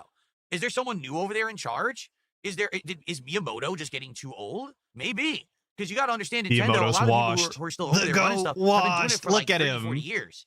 And maybe at some point you have to realize you have to move on to the next thing and have the next generation take on the mantle and the reins. Because at this point, I'm playing, and I'm just like, I don't even get it anymore. It doesn't even feel like a Nintendo game anymore. It feels like they kind of know what a Nintendo game should be, and they're trying to emulate that, but then they flounder, they stumble, they trip on their own shoelaces, and then the game has shortcomings and problems. I just don't know what this is even supposed to mean. Like, I'm not the biggest Nintendo fan that there's ever been, but to say they know what a Nintendo game is supposed to be, and then they stumble and flounder, like, I don't even know what a Nintendo game is supposed to be. Fun, probably. And if I were to play the game, I probably would have some measure of fun. So, again, I just don't understand this critique. It's such a nothing critique. in all honesty. And JDX, the kid saying, not defending the guy, Nintendo is the very antithesis of nostalgia bait. They progressively provide worse and worse lackluster products with more and more restrictions. Well, I would agree, absolutely. But they're just not, I don't play those games typically. I don't buy those consoles typically. They're not for me. They're for their audience. I understand that, and I'm not really going to hold that against them. You can make products that aren't for me. I just don't give you money. It's pretty simple, actually. I mean, the guy should try it. Like Mario Kart World. Yeah, family-focused gaming. They've got the cute characters with the recognizable safe IPs, and they do innovate on those IPs every so often and try something new, right? Again, not for me, but it's for somebody. You sell me on, there's an open world. Holy shit, there's an open world in Mario Kart where you can drive around and do stuff. Cool. So the open world should be, as you drive around, you earn unlockables, like new characters, new vehicles, customizables, and all this, right? No, Right. The open world's completely worthless. It has no value. You get stickers you never use or see. Okay, but I'm sure if I was a kid, I would be driving around the open world for ages, looking at all the different courses and how they connect and grinding on the rails and challenging my friends and, you know, things like that, probably. Isn't If I that was just the like a target design management demographic. decision that someone in charge says, hey, no, do this with the open world to make it worthwhile so people feel like their money's worth. How did someone who was in charge of that project not realize that that was a mistake and just have a worthless open world? With Donkey Kong Bonanza, right? Right. Every world should be unique. Every time that you go to the new layer, you should feel like you're entering an entire new environment, and new things, new elements, things like that, right? Well, I would agree. No, instead, you go there, it feels like exactly the same as the last one, exactly the same as the last one. I'm in World 2 now. Technically, I'm in the second half of World 2, the industrial part. The gameplay elements are identical to the beginning of the game from when I started in the tutorial room. Don't you think there should have been someone in charge checking the project and being like, no, we got, you're 6 hours in, we got to have new stuff. It can't just be the same thing the whole game. People are going to get bored. Like, But again, this is DSP 6 hours in, so he really hasn't played any of the fucking game at all. He wants all of the mechanics to be introduced within the legitimate first 3-4 hours of the game? Are we for real? That's what we're asking for right now? That's bad game design. Nintendo used to get it. Seriously, like, Nintendo seemed to used to get it. Now it's like they've lost their way. They don't even understand what makes a good game anymore. They lost their no, way. just because you have the open world doesn't mean It's a good. shame. You hate need to see have it, a really. reason to play in it. No, just because you have amazing destruction mechanics doesn't mean it's going to last. You need to have a reason to want to keep using those mechanics, and it's not repetition of the same crap over and over. You know what I'm saying? Like, it's not rocket science to figure this shit out, but why is it that game developers can't figure out basics of entertainment anymore? DSP should just go into game design then. Why isn't DSP single-handedly saving the fucking games industry if he's so big-brained? If it's not rocket science, why are all of these companies floundering and not selling games and getting shit all over? If it's so easy, the guy should just take over. He would be the best, obviously. And please note that he's not actually going to provide any sort of critique that is actually helpful. He doesn't have any of his own ideas for video games. He just says that they should make good games and they're bad. I'm lost. I really, like, they used to. Nintendo used to get it. Now it's like they've forgotten their way. Why? What happened? Lost What the way. changed? Are they too old? Are they listening to the wrong people? Do they just Are not they care? too old? Because like I talked about yesterday in my 10-minute video about Donkey Kong Bonanza, it seems like Nintendo is just more concerned with sales than anything else. Right? Whoa, no way. The business? Get this, guys. It's concerned about making money. Who would have fucking thought? This is groundbreaking news. I've never heard this before. Huh? I wish that wasn't the case, but I'm just giving you my opinion and my take here. You realize the entire Switch 2 launch was planned in a way to Right. create artificial hype and scarcity so that people would desire the console despite the fact that there's nothing to do with it. Was it? They did a fucking terrible job because everything they showed about the console from the time before it launched to the time it did launch made me want to not buy the console.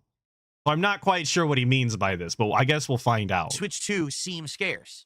Right. It's not. Okay. Are you aware that there are ridiculous amounts of Switch 2s sitting in warehouses right now? Yeah. There are. But Nintendo did not want all of them to be available at launch. Yes, So they they only said that. gave certain quantities of them to retailers Right. to create artificial scarcity. That's not what they said, though. If I recall correctly, and this is out of the guy's own fucking mouth from his own stupid pre-stream that I watch, unfortunately. He said that Nintendo said in an article that the scarcity of the Nintendo Switch will not be real, and that they made they made a fuck ton of consoles, and they're going to be distributing them slowly so that people can actually get the consoles. They don't want them to be sold out everywhere all of the time. They were trying to get rid of the scalping. They're trying to ensure that there are enough consoles for everybody. So they have been doing this where they distribute them to the stores on a weekly basis. So they're sold out and then they're not sold out and then they're sold out and they're not sold out. That's not artificial scarcity. That is just rationing the stock so that everyone can get one. He said this on his show. It's been well reported. Nintendo mass produced the Switch 2. They have more than enough consoles to have for the rest of this year. They have enough. They just decided to exactly, guys. They were watching out for Vikes specifically. They've been watching ALT shows and they know they're tapped in into stores so that basically people would have a hard time getting one. Right now, that's actually the exact opposite of why they've been sending them to stores that way. It's literally so that more people can get them. But sure. Just buy Switch 2 right off the shelf. But some places you can't find it yet. It's still not there, and we're a month and a half into the launch. I've checked online, and basically, what happens with the Switch 2 is there'll be a drop. Walmart has it in stock. Best Buy has it in stock, and you can order it for about a day, and then it goes out of stock, and then you have to wait like another week, and then there's another drop. Okay. This is a strategy. This is not scarcity. This is a strategy Nintendo is using to keep having people talk hyped about their console because it's not easy to get.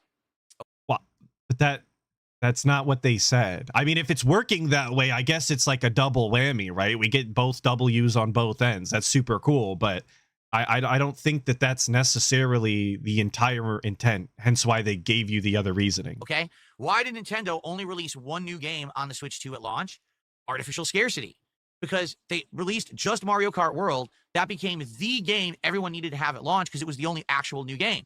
So literally everybody bought it. Every single person bought it. Okay? Right. I would imagine, okay, call me stupid if you'd like, but I would imagine that if you were to buy a new console, you would buy a game with it. And if there's only one game to buy, you would buy that only game. Like, correct me if I'm wrong, if I'm being idiotic here. And please let me know if Mario Kart isn't kind of one of the hypest IPs that Nintendo has and is actually an incredible thing to release on the release day of the Switch 2. Something that actually everybody can get behind.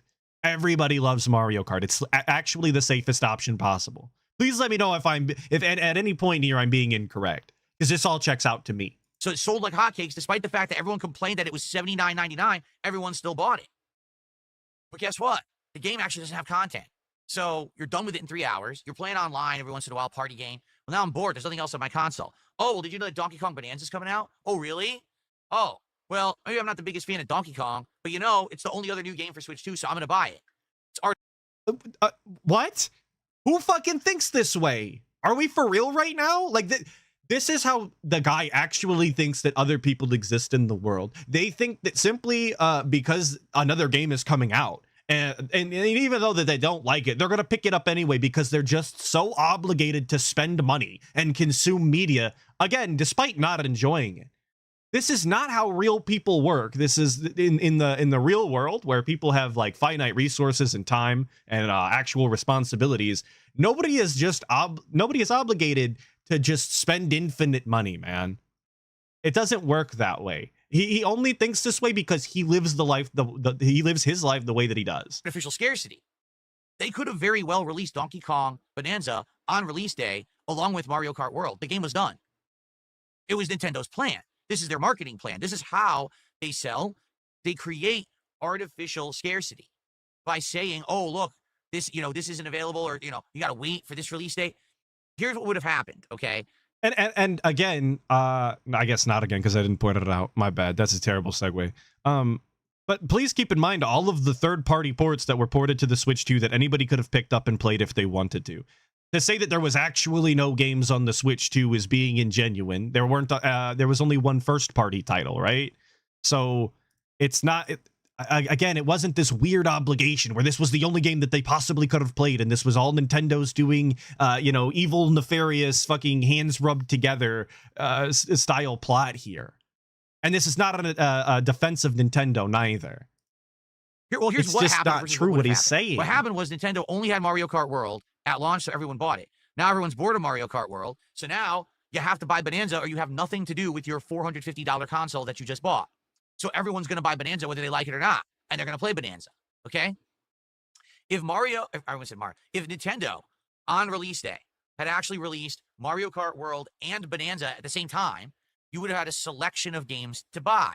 And what would have happened is people might have chosen one or the other, depending on if you want a more multiplayer party game or if you want more of a single-player platforming experience.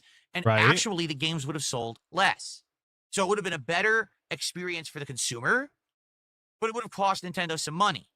All right, but follow me on this, right? What if you didn't want to play Mario Kart, but you knew Donkey Kong Bonanza was coming out because they said as much, and then you just, follow me, bought the console when Donkey Kong Bonanza came out instead, and you never purchased Mario Kart? Now, I know that's kind of a crazy thing to say. I know that you need everybody needs their day one views. They want to feel like they're in this exclusive club or whatever, like the guy was talking about earlier. But I think that probably would have been the plan if you fell into that boat. Nintendo said, we don't care about that.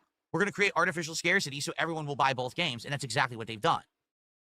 Because those people were going to buy both anyway, because they're both first-party Nintendo titles, and he states himself that the Nintendo fans are rabid for that shit. So, like, who are we arguing against or for here? Like, what is the point? We're going to step all over our own theory. If that's the case, because now we see how their business practices are, right? Then I would even go the next step further to argue that I think Nintendo now is purposefully putting out subpar games. I'm serious. I think this is an actual design choice. Nintendo knows that they now have an installed base of customers that will buy everything they sell, that will buy every game they put out, as long as they do it according to this kind of artificial scarcity schedule. They want you to feel like you're special because you got a Switch 2 and you can play every new Switch 2 game. Oh, how? Wait, how does that make sense? Do the other consoles that come out, when they come out, do they want you to feel like shit when you purchase them? Because you can't play the games? I don't understand. Again, I just don't understand what this point is. I'm confused. None of this is adding up, actually. You're part of the in crowd. You're part of the selected group, right? Hey, Much like this is exactly how Apple used to do it. Okay? That's exactly how Apple was. It's hard to get an Apple device on launch day. You're hip if you get it. It's expensive. You got to wait in line. You got to reserve. Everything's proprietary. Oh, but look, me, I got my iPod. I got my AirBuds. I got my freaking iPhone. My AirBuds. My new Love to see it. laptop. My MacBook, right? Look at me. I'm so cool. So you feel like you're a part of a movement rather than just a consumer of an electronic. What the fuck is this mindset? I don't understand. First off, nobody is doing this for Nintendo. I don't know anybody that's out there flexing their Nintendo gear out in public. It's like Nintendo is not a status symbol in the way that the iPhone was made into, right? That's just, it's not an apples to apples comparison at all. But I also don't see that this is what Nintendo's doing. This seems like fucking made up nonsense to me. Thank you, Chinatown Scrub, for the 5, saying it would be so much easier if the guy just said, I don't want to play this anymore because I didn't make money. Yeah, we could have stopped a long time ago if that was the case, but it's never that simple with him. Thank you, Chinatown Scrub, with the 5. I agree. And Duke Allister with the $10, saying he complains when too many games come out at once, but wants Nintendo to release every game at once. If I was a Nintendo fan, I'd be happy to get another paycheck before the next game release. Well, absolutely. It's fucking business 101 that if you're going to come out with 2 games, if you make 2 or 3 games, you don't release all of them at the same time. You would stretch them out and allow people to play your game, enjoy it, see everything or potentially most of everything that's in it, have their fun, and then refresh them with a new game on the ass end of it so that they have something new to do. That's, again, business 101. If you're going to have a release date of something, why doesn't the guy understand this? And why does he act as though this is the most evil thing on the planet? If you understand this, you can move accordingly. You can purchase how you would like and never have an issue. But because he has to, consume everything day one, he's getting scammed all of the time and he's pissed. Ack. What a fucking loser. I feel like that's exactly what Nintendo is now doing. For the 10. Instead of being the lead of a cultural thing of video games, they just want to be the company that's hip and cool that you need to have their products, and they're going to have this kind of strategy to make that happen. Again, who thinks that Nintendo is the hip and cool, trendy fucking console or company to get behind? They're old as shit, and I'm gonna be honest, Nintendo fans don't exactly have the best rap there's ever been as far as gaming is concerned. So I just don't see this sort of passion that he's talking about, like, you know, flexing in public that you're in the club. I don't get it. This whole thing this year has been a savvy move. There is a good reason, a very good reason, why we don't have a release date for Metroid Prime 4 yet. From all reports, the game is going to release this year, but we don't have any information about the game. It's being done on purpose. Trust me. And I even wouldn't be surprised if there's another game, first-party game, that's going to drop before Metroid Prime 4. And the thing is, everyone wants Metroid Prime 4, but there's not going to be any other games for Switch 2. So whether or not you want it, you're still going to buy whatever that new game is, because you have a Switch 2 and it's just sitting there collecting dust, and you want to use it, and you don't want it to be worthless. You don't want to feel like you had an investment in something that's not useful to you. An investment in something. This is literal projection from the guy. This is absolutely 100% his take that he's ascribing to everybody else. You are going to buy this game because you have nothing else to play, and you don't want this to feel like a bad investment. I just don't think that's how people work. I don't think that's how they operate. If that's you, please seek help. Touch grass, talk to people in real life, please, because it shouldn't work that way. You shouldn't feel obligated to spend money into that capacity. That's absurd. It's absolutely asinine. Thank you, Jesus, for the 2. Of course, big ups Jesus. The pig is stuck in the 90s Nintendo Power era. Absolutely. I'm not at all surprised to hear that DSP is stuck in the past, well into his youth, and how much fun it probably was, as opposed to the nothing that we really do today in this room every day. Thank you, Jesus, again. Of course. So whatever game it is that Nintendo drops, it may not even be a ultra popular franchise. For real. Because you want to be part of the hit movement. Oh, I have the Switch 2. Look, I got the new Switch 2 game, and I want to be using my console, right? I don't know what it's going to be, but I almost guarantee it, because are you aware there's no other major releases on Switch 2 at all? The next one is Metroid Prime 4. That doesn't make sense. How do they have no outline, no blueprint, no plans for the rest of the year? We're just going to flub it? I don't think so. I think they know exactly what they're doing.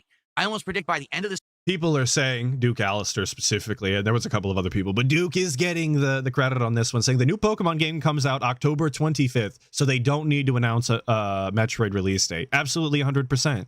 Again, these are their first-party titles that they very clearly don't want competing with each other, and they also want to give everybody time to play the game. It's kind of a, again, double whammy here. But somebody tells him that eventually. I don't know if it's in this clip, but somebody does tell him that eventually, and then he goes on to talk about how much he, of course, loves Pokemon, and he didn't even know, you guys, so he's just talking out of his ass, but it's fine. Formerly Chuck for the 5, saying, trust me, as he tells Kat we're going on a honeymoon. Right. If only. You guys think Kat is actually still around? Be real. Be real. Summer, they will announce the next game that will be a Switch 2 exclusive, and it's not going to be some giant game that you're expecting. It's not going to be a new Smash Brothers. It's not going to be a new Kirby. It's not going to be Metroid Prime. It's going to be something smaller, much smaller. But everyone's going to buy it because they want another game for their Switch 2, because Nintendo created artificial scarcity. You see? Artificial scarcity again, obviously. Now, I know for a lot of people this is hard to hear. They don't want to hear it. Fucking they want to believe that Nintendo is like the best gaming company ever, and they're above criticism and above reproach, and they have the best of intentions for everyone. They're just a company, just like every other company. They're out to make money. They're out to please people who are in positions of power. I don't know if they're publicly traded and they have shareholders. I don't know that, but that's all they are. They're just a company like any other company.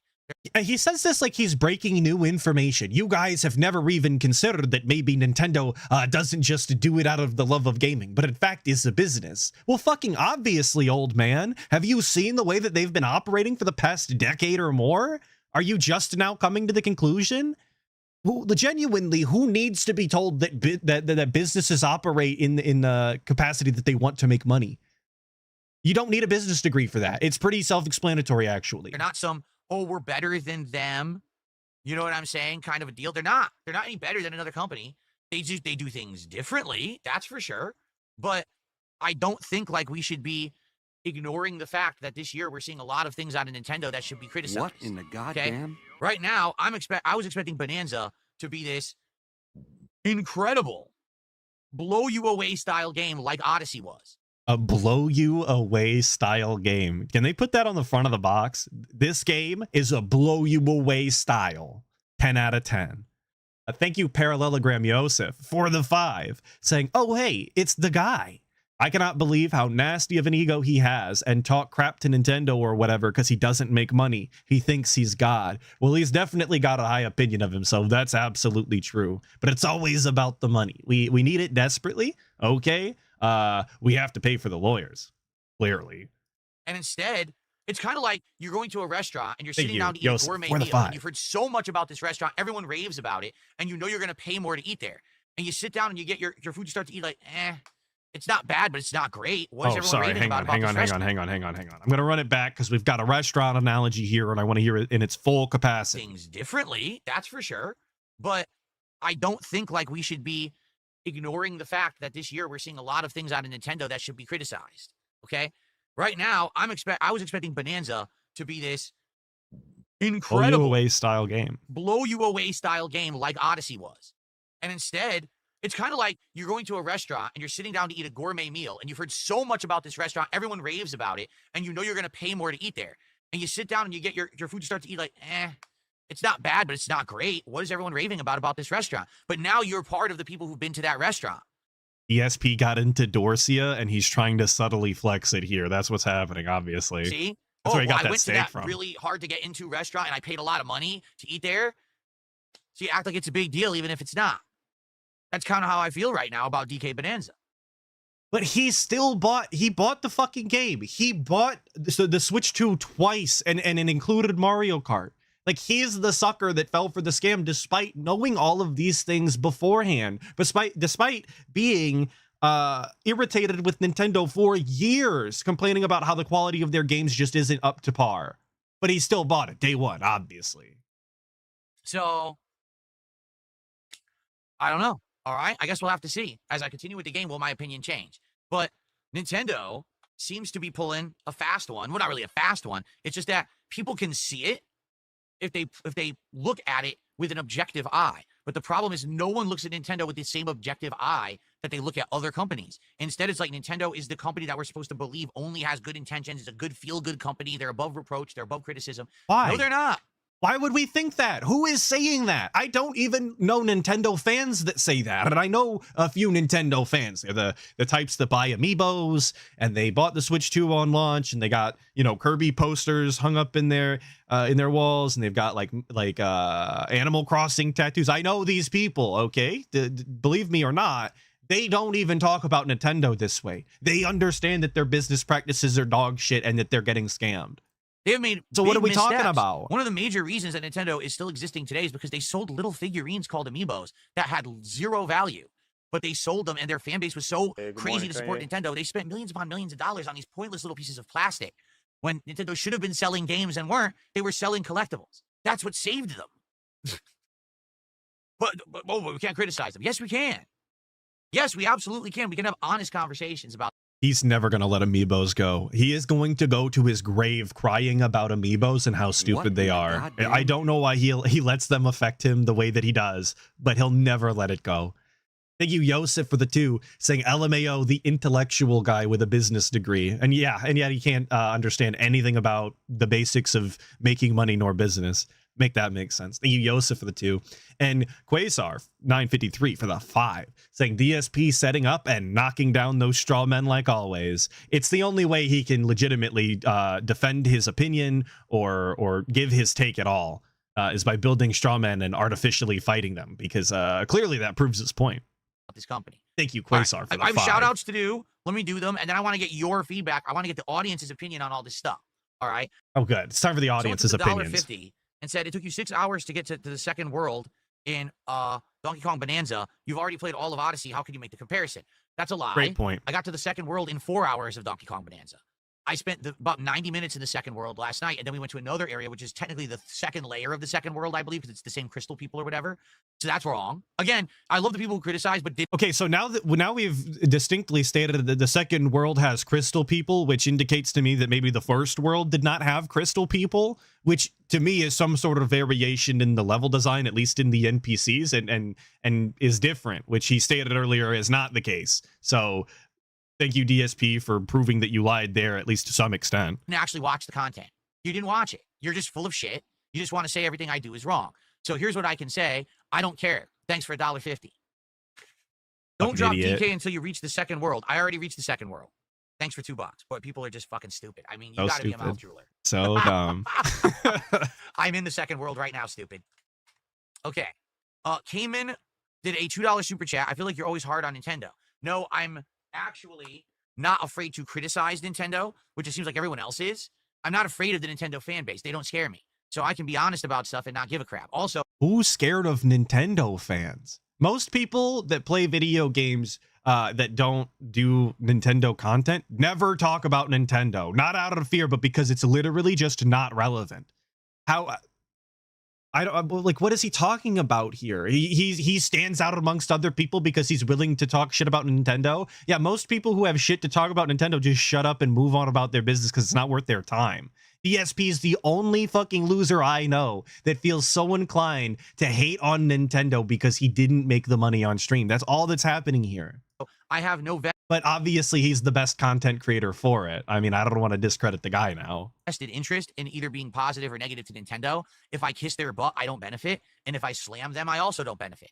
It's just, I can be honest. That's the good thing about having no sponsorships or partnerships, not worrying about getting games early, not seeing a giant rise in views or whatever because I said something about a company. None of that ever happens. Okay. Right. See, the best part about being unemployable is that you don't actually ever have to answer to a boss. You guys might not, know how to look on the bright side like me, but so I don't. The best part about being universally hated is that every take I have is going to be hated regardless. So I can just spew them whenever I feel. Have to worry about that shit. So I can actually, say things that other people won't say or are afraid to say.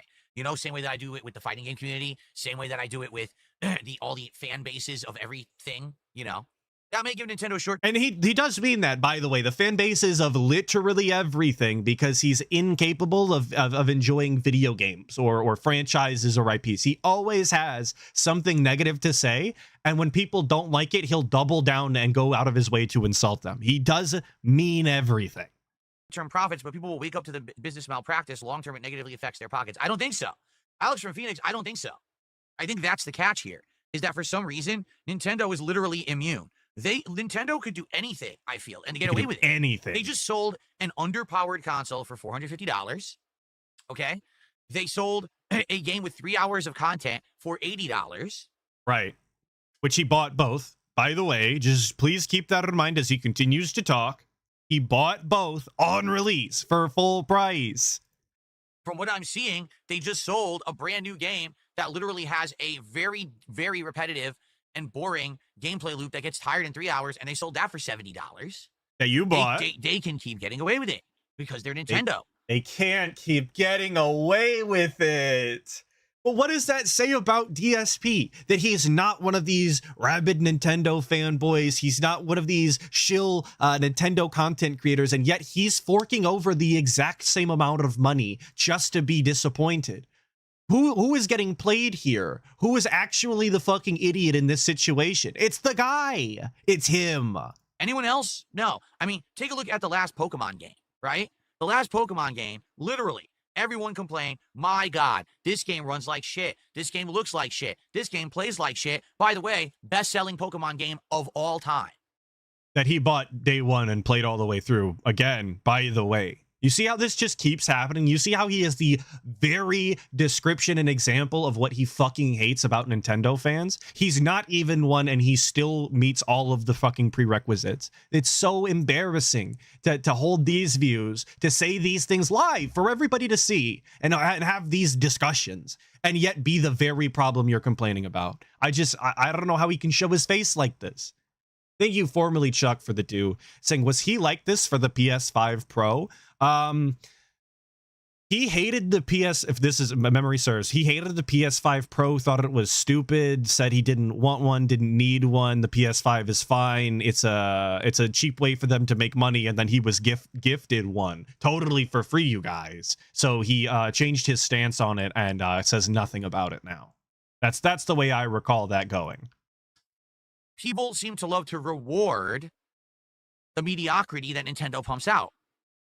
People ask Nintendo, can we please have a better Switch? Because the base level Switch, we don't like the screen. We want better graphics. We want more storage capacity. Can you fix the stick drift? So Nintendo says, here's what we'll do. We'll give you a better screen, and we'll give you a kickstand that's slightly improved because the other one was crap. And that's it. Here, buy it again. And doesn't it also run games significantly better? Like, isn't the actual internals better? If I recall correctly, I don't have the specs in front of me now. I'm not doing a compare and contrast here, but if memory serves, you know what the Nintendo fans say? Okay, we'll buy it anyway. You didn't give us the storage capacity we wanted. You didn't improve the graphics. You didn't fix the stick drift. We'll buy it again anyway because he doesn't know that they didn't fix the stick drift. That it has not been long enough to know that that's the case. But also, he still bought it. You notice that DSP says, oh, Nintendo fans, they're like, you know what they said? Oh, that's okay, Nintendo, we'll buy it anyway. And then he's exactly that person that bought it anyway. You can't make this shit up. You can't make anybody look worse in their own argument than right now with this guy. Stupid. So Nintendo has no incentive to improve because people buy their crap anyway. You know, they just do. It doesn't make any sense, but there you go. All right, there you go. Anyway, so thank you, Alex from Phoenix, for $5. No, I don't think that they're going to see any long-term issues with the way that they're running their business because I think people, they just, for some reason, they turn the blind eye to Nintendo. I don't get it, but they do, right? Someone tipped $2 and said, sing the banana song. Well, if you tip $20, I'll play the banana animation that has the banana song. How about that? Shinkin did a $2 tip. He says, I think of you as my employee. If you do a good job, I'll tip more, but content has been bad. Yes, but Shinkin, you're a pocket troll. You're a pocket troll, that you're stupid. One of these LARPers. Half the time when you tip, you'll have a valid point in your first half of your tip, and then you'll immediately bring up a detractor meme. Like, we're not stupid. You might think that we all are. We're not. We're not. Okay, but does he listen to the valid point that's in the first half, or does he write off the whole thing as a detractor fucking joke, and it doesn't make any sort of improvements? Because this is important information, actually. Prin Bear in the chat saying, I bet Atlas talks to himself like this when he's alone. That's not actually true for the most part. When things are really absurd, I do actually do the stream bits out loud. And sometimes they make it into the final cut, which would be like right now. So you're only half right. No, we know who you are, and we know the things that you say with your tips and stuff, you know. So, you know, your opinion is a moot point. No. Oh. In fact, Pokemon is literally the only Switch 2 game. It is. So. Oh, you meant Phil. I mean, that's their lineup for the year. That I do believe. I do believe Phil talks to himself like this off stream. 100%. You're right there. My bad. That's the entire lineup for the rest of the year for Switch 2. They have nothing else.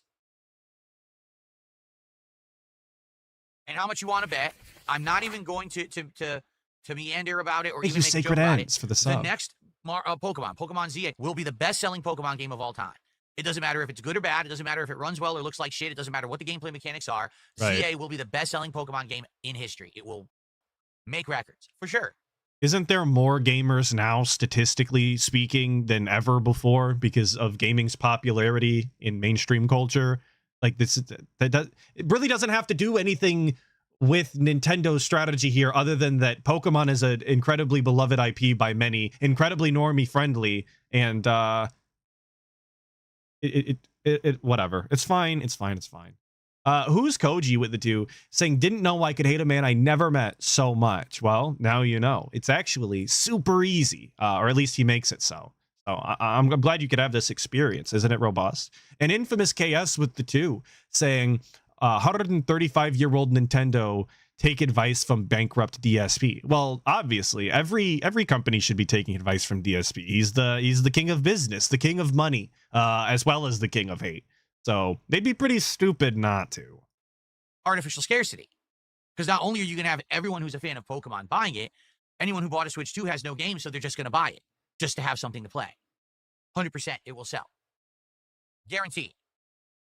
I got a $1.44 tip. Someone says, you didn't include the rest of the banana song for a $20 contribution. Yes, because you're not going to play the whole song. Why not? It's just supposed to be a pop-up for a contribution. We're not going to hijack the entire stream. What in the goddamn? So I feel like $20 to play a whole fucking song really isn't that big of an ask when most of the pre-stream is dead air anyway. So we could have done that kindness, in all honesty. Vaporware336 with a 5 saying, these last few weeks have made me wish desperately that PPP could have strung Phil along a little longer into the Frank Castle bit. So insufferable, sheesh. That's a good idea. Well, anything would really be better than this, I have to say. I think that is actually my take, is the guy has come back on one in some of the most insufferable ways possible, between the lawfare thing and just his attitude towards making money and begging, obviously. So yeah, anything really would be better. Trust me, if you want to hear the whole song, there's this retard who puts it at the beginning of their videos, literally every video for like 5 years straight. Hey. So you can watch a lot of it over there. I'm sure people have, because you haven't seen it. The Banana song has literally played once ever on my channel, but it's played endlessly on these morons channels over and over, you know. So remember, guys, not only in court do we have to hear Snort Hogan's intro about 1,000 times, because obviously we have to go through all the evidence, but we're also gonna have to listen to the Banana song like 1,000 times. It's gonna be the best court case. The record is gonna be awesome. Say this for a $20 contribution. So that's a $20 tip, a $20 super chat, or a 4-sub bomb on K. I'm still doing the Donkey Kong animation. I have it in the rotation right now, and we will play that, and it has a sound effect attached to it for $20. I'm going to have that in there for a week or two as we're doing Donkey Kong. Then I'm going to revert back to the old stuff, okay? But, yeah, so if you do a $20 contribution, we'll get a silly, you know, Donkey Kong animation here. All right, Afflicted Studios has done it. Look at that shit-ass, uninspired animation with the fucking dancing banana gif that's existed as long as I have, okay? Which isn't that long. No, it is that long. It's a reasonable amount of time, okay?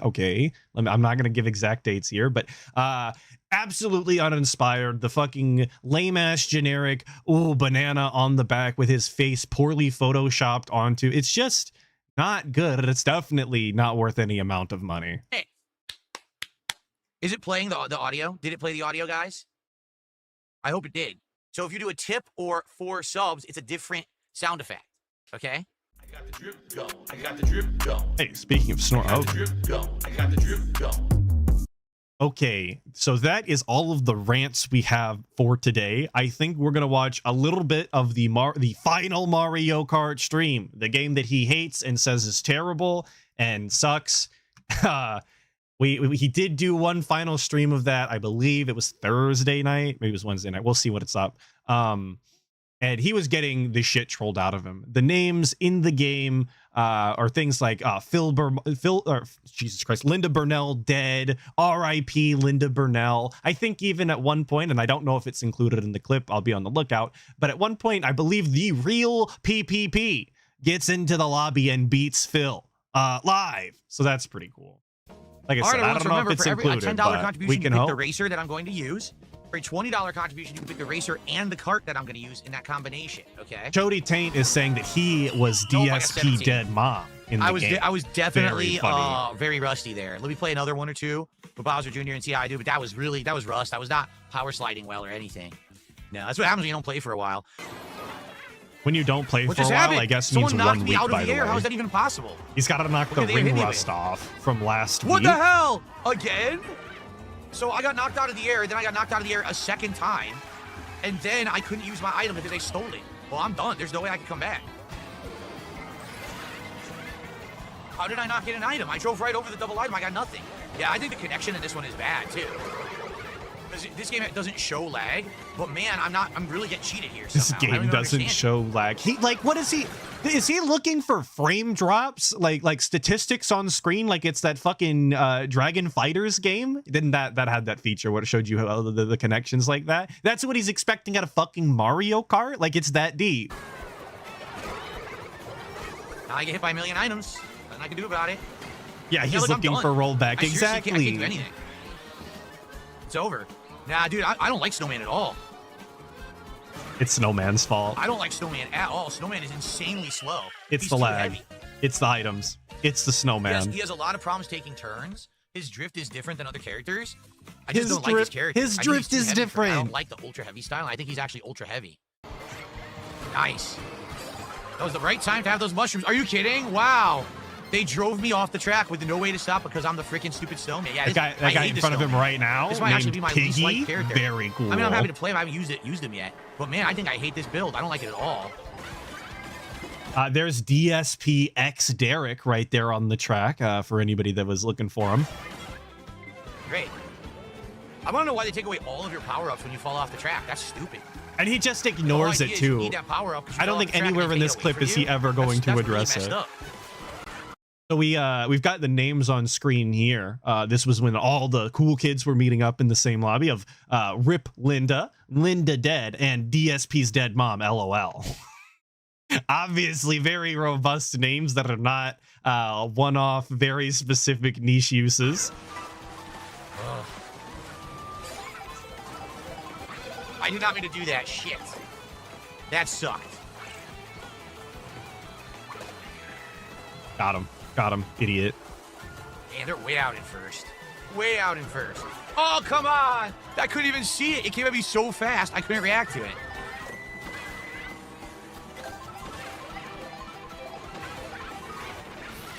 Why would someone get a lightning bolt in top 8? That's ridiculous. All they did was screw me over because I needed that item and they took it away from me. Wow. I got completely boned. It's by the almost like freaking that's lightning the bolt. There's no point way I'm of the coming back. I can't even lightning get to the bolt. items. Look, this is ridiculous. It's done.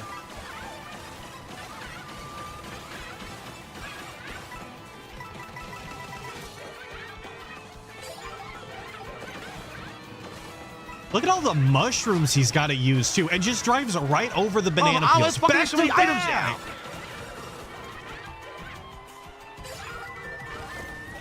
Like, you couldn't give this guy a bigger handicap than all of those mushrooms, and he still managed to fuck it up. He's still only in 5th place.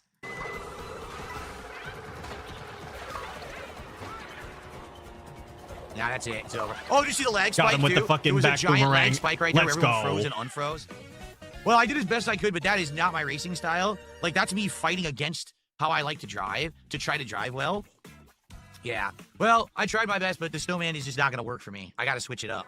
Mozzie... I didn't even think about that. Yeah, Rip Linda using drive bones. That's diabolical. Absolutely true. I didn't even put that together. That's fucking He hilarious. says he'll match the next $5 contribution if anyone's... Or he or she. I don't know if Mozzie's a he or she, to be honest. It will match the next $5 contribution. That comes in on the stream if anyone's interested. Okay. Of course it misses. Of course I get flagged. Holy shit. Nonsense. Complete nonsense. 20th place. Imagine. There's literally like 7 guys in front of me. The freaking... And what did he think was gonna happen there? Like, genuinely, Complete what's nonsense. the play? You can see the snowball coming right now, right? And you would think to dodge it, but instead he decides to drift immediately into it literally and like then 7 off the side of the road. Like, I've seen small children play better, and I'm always so astonished at how terrible he is at fucking Mario Kart. Thank you, Bill Brasky, for the 5 months. I really appreciate it. Thank you, thank you. guys in front of me. The freaking boomerang misses them all. But then I get flattened by the ball that randomly comes by. Right? Yeah, we need to make the snow yellow in order for him to see it. No, You once guys again, are see right right. now, it is- Yellow it's paint, connection. yellow piss, whatever Connections it suck takes. after We Nintendo gotta... hid the lag. we so you gotta can't help see the it. guy. So the game always looks smooth, but then shit just mysteriously doesn't work for some reason.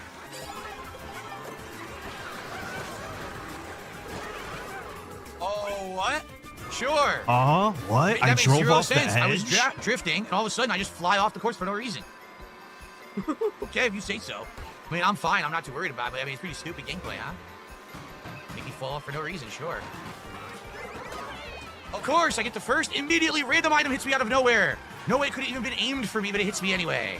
Great fucking gameplay. What does that mean? Wait. No, I want to see it. Come back. Okay, if you say so. I mean, I'm fine. I'm not too worried about A it. I mean, it's pretty random stupid item gameplay, hit huh? me out of nowhere, he Make me says. fall off for no reason, sure.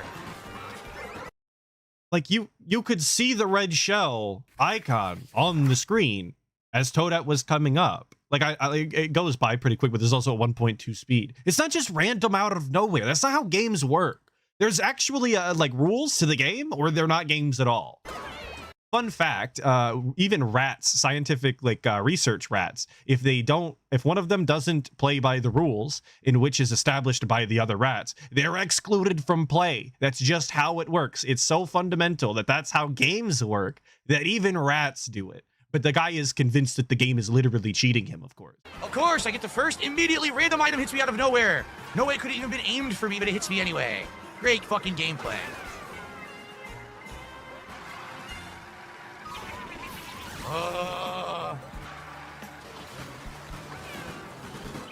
Just the wildest, widest Literally drifting nothing I can do. possible. This nonstop nonsense. I get to first place, and an item that's not there hits me, and I'm in 7th. It's just crappy. Random item out of nowhere. You can tell the What? matches where the connection is awful and it's not. And if you guys aren't aware, this game's player base has fallen off monstrously in the month and a half that it's been out. Almost no one plays this anymore. Most people are collectively saying this is the worst Mario Kart ever made. And Who is saying that? Basically because of that, when you Where are the articles and listicles and all of those types of things that inevitably come out when games are terrible? That's like, actually, Mario Kart's fucking terrible. Let me get my clicks in, right? Who is saying this? I haven't seen this sentiment from anybody other than the guy. Everyone else that I know that's played the game or is playing the game is having nothing but a blast with it and then just moves on to do something else when they feel like it. try to play it. But Mario's very dead. hard It's to get never good coming matches. back. The game, Nintendo again, it lost their looks like way. it's smooth, but it's legit not. It's legitimately lagging constantly, and you can't tell because the way Nintendo designed the game. So it's terrible. It's not legit at all. Like, I'm not fucking being hit. How did I get to first place by flying over everyone with a golden mushroom, but then I instantly get hit by an item? There's no way the item could have targeted me. I just landed. So it's complete bullshit. Again, the lag is so fucking bad. The fucking lag. Because they've masked it with the way they programmed the game. They masked the lag by how they programmed the game. Well, if they masked the lag, then it wouldn't be detectable to anybody, including yourself. And this is a nonsense point once again. But sure, whatever. Co-parter. Joshua Clan with the 5 saying, do you think that Cat has to put yellow paint around the house to remind Phil to do house chores? If he does house chores, that would probably be about the only way. Yeah. Because she can't directly put like a HUD into his eyesight. That's the method that she's going to have to use. But I don't think that he does anything around the house. He didn't even know how to operate his own laundry machine a couple months back. So I think it's fat chance he cleans or does any chores. How the mighty have fallen, you know. This game should have been insanely good, and Nintendo just didn't give a fuck. They just pumped out a piece of crap, man. It really is. Like, the graphics are good, the music is great, it's nostalgia bait, but the fucking gameplay is awful, and everyone quit it. Everyone quit the game within a month.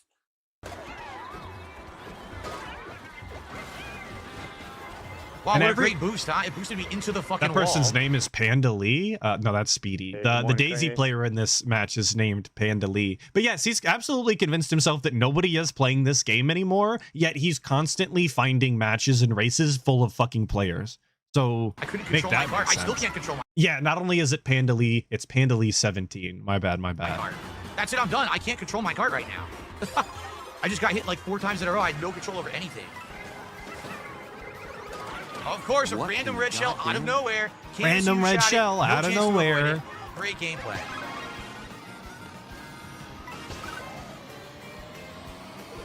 But he thinks that this gameplay is fine and acceptable, by the way. Everything else in the game is bullshit, and these people are cheating, and it's the fucking lag, and it's the poor gameplay, and this and that. But he quite literally just drove off of the track in big form, and then is going to spam the infinite golden mushroom to make up for being stuck on the side of the road, slow as shit. This is what he thinks good gameplay actually looks like, and he should win this way, you guys. NWO News with the 2 saying Cat's sweaty muff must be circled in yellow paint. That's disgusting. That's sick. I don't ever want to hear that again. Thank you, NWO News, for the 2, but you're probably right. And Duke Alistair with the 5 saying this game fell off, but mind you, Capcom Fighting Collection has 200 peak players on Steam. Well, I mean, that's why we play on PlayStation now. Come on, idiot. It's like you don't even keep up with the fucking with what we're talking about. Come on. You don't watch the guy or something? Again, dude, I just came off the side of the road. How the fuck could an item have hit me?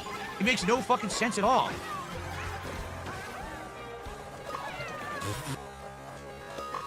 Nice. I love the back boomerangs. Those are hilarious. If I'm in last place, how is someone behind me hitting me with a fucking boomerang? I said I was in 8th. Did I get hit from a boomerang from behind? How does that make any fucking sense? You gave me a Thank you, Wesley H, for the 19 months as a member of the 60 Skulls. It's very cool. And you say Phil was gone and we were all happier. It's true. Phil returns and it has never been worse, and that's kind of also true. So there's no cap in that rap for sure. For sure. Banana, that's what you gave me? What a waste of time that was. Wow, I need a good item here or I'm toast. All right, so what do we pull? 3 mushrooms. I got garbage. And a red shell. What do you mean garbage? Or the blue shell? I said red. They got a gold mushroom. I got fucking stupid regular items. A blue shell that's worthless. How is the blue shell worthless? It's like the most destructive item to guarantee. It's like a guarantee. It is literally a guaranteed hit. What are they gonna do? But it's a useless item. And the 3 mushrooms that he passed nobody with were also useless, obviously. I'm done. I can't catch up. It's complete ass. I was given the worst items possible, and someone behind me gets the fucking gold mushroom. Super lame. He really just wants to win. That's it. He doesn't care how. He doesn't want to try. He doesn't want the effort. We waited so long for a new Mario Kart, and this one's pretty much dead. Like again, look, every time I play, I'm playing exactly the same people. There's no player base for the game anymore. The game's completely dead. Like, what the hell did they do to Mario Kart? They fucked it up. Fucked it up. Nobody's playing. They've not been good. You guys have heard of dead internet theory. What about dead Mario Kart theory? Right? Right? So I think, sadly, I really like this, doing these streams with you guys, because you guys get engaged, you want to see characters, we have a good time, right? And I do like the graphical design, I like the nostalgia bait that this game is, because it really is nostalgia bait. I'm just sad that the game is just not that good. Not good. It's terrible even. And that it's already dead. Like, as you can see, we can't even have enough to fill a lobby. Shit. Bullshit. Bullshit. I got hit 4 times in a row by complete bullshit. Gee, I wonder when I'm about to be eliminated. It's and he says complete bullshit. Like, this is not a fundamental core mechanic of Mario Kart, and that some stages have like actual hazards that are kind of a menace and will fuck you over if you're actual dog shit at the game. That's what just happened. That's Mario Kart since I've ever played Mario Kart. Originally on the GameCube, of course. Bullshit. Everyone loves Double Dash. What a terrible fucking game, dude. What a terrible game. Yes, 4 hits in a row. No one will get out of my way, even though I have the gold mushroom. I can't pass anyone. Thanks, Nintendo, you fucking idiots. John Doe asking if the blue shell's the best item in the game. Why would it necessarily say it's the best? But it does take out first place almost guaranteed every single time. So that is kind of a huge W, especially if first and second are incredibly close, because it can hit both. But maybe CBS 2 or Truck Sim. Maybe, yeah. Might be a better idea. Like I said, sadly, it feels to me like this game is falling apart. Like I said, it's the same people. Every match I'm fighting, it's the same exact people I'm racing. It's the same laggy connections. The game has really died in the last month. It's a shame, man. I Smoke Crack did a $2 super chat. He says, Happy White History Month. Yes, I'm sure it's officially White History Month. That would totally be allowed in 2025, of course. In 2025, you can be proud of anything but being white. It's not allowed. Okay, well, we're gonna chill here. We're gonna stretch my legs. Such a weird segment for his chill style Mario Kart streams. Just like a strange vibe shift, if you ask me. Legs, guys. Let me stretch my legs for a second, and then we will continue with another hour with Dry Bones next. And then whoever does a $10 contribution next gets to pick who's after Dry Bones. Okay? Okay, cool. All right. Okay, all right. I think that's all of the Mario Kart we're gonna stomach today. I think I'm gonna send you all away now. It's time for me to go. The divorce line is rapidly approaching. I do have to go get my bike. So I want to thank you all for being here, of course. Thank you, Big Paul124, for the sub right as we're leaving. Thank you, thank you. Thank you all for being here. I really appreciate it. We are on for WPIG 1651 tomorrow. I don't know if it's Act the King. I don't know if it's Hate Live. I don't know what's going on. The old man doesn't tell me shit. I just show up when he says. So I hope to see all of you there. I had nothing but a robust and meaningful time, of course. Please stay safe for the rest of your weekend if I don't see you again, and have a robust and safe time. Bye.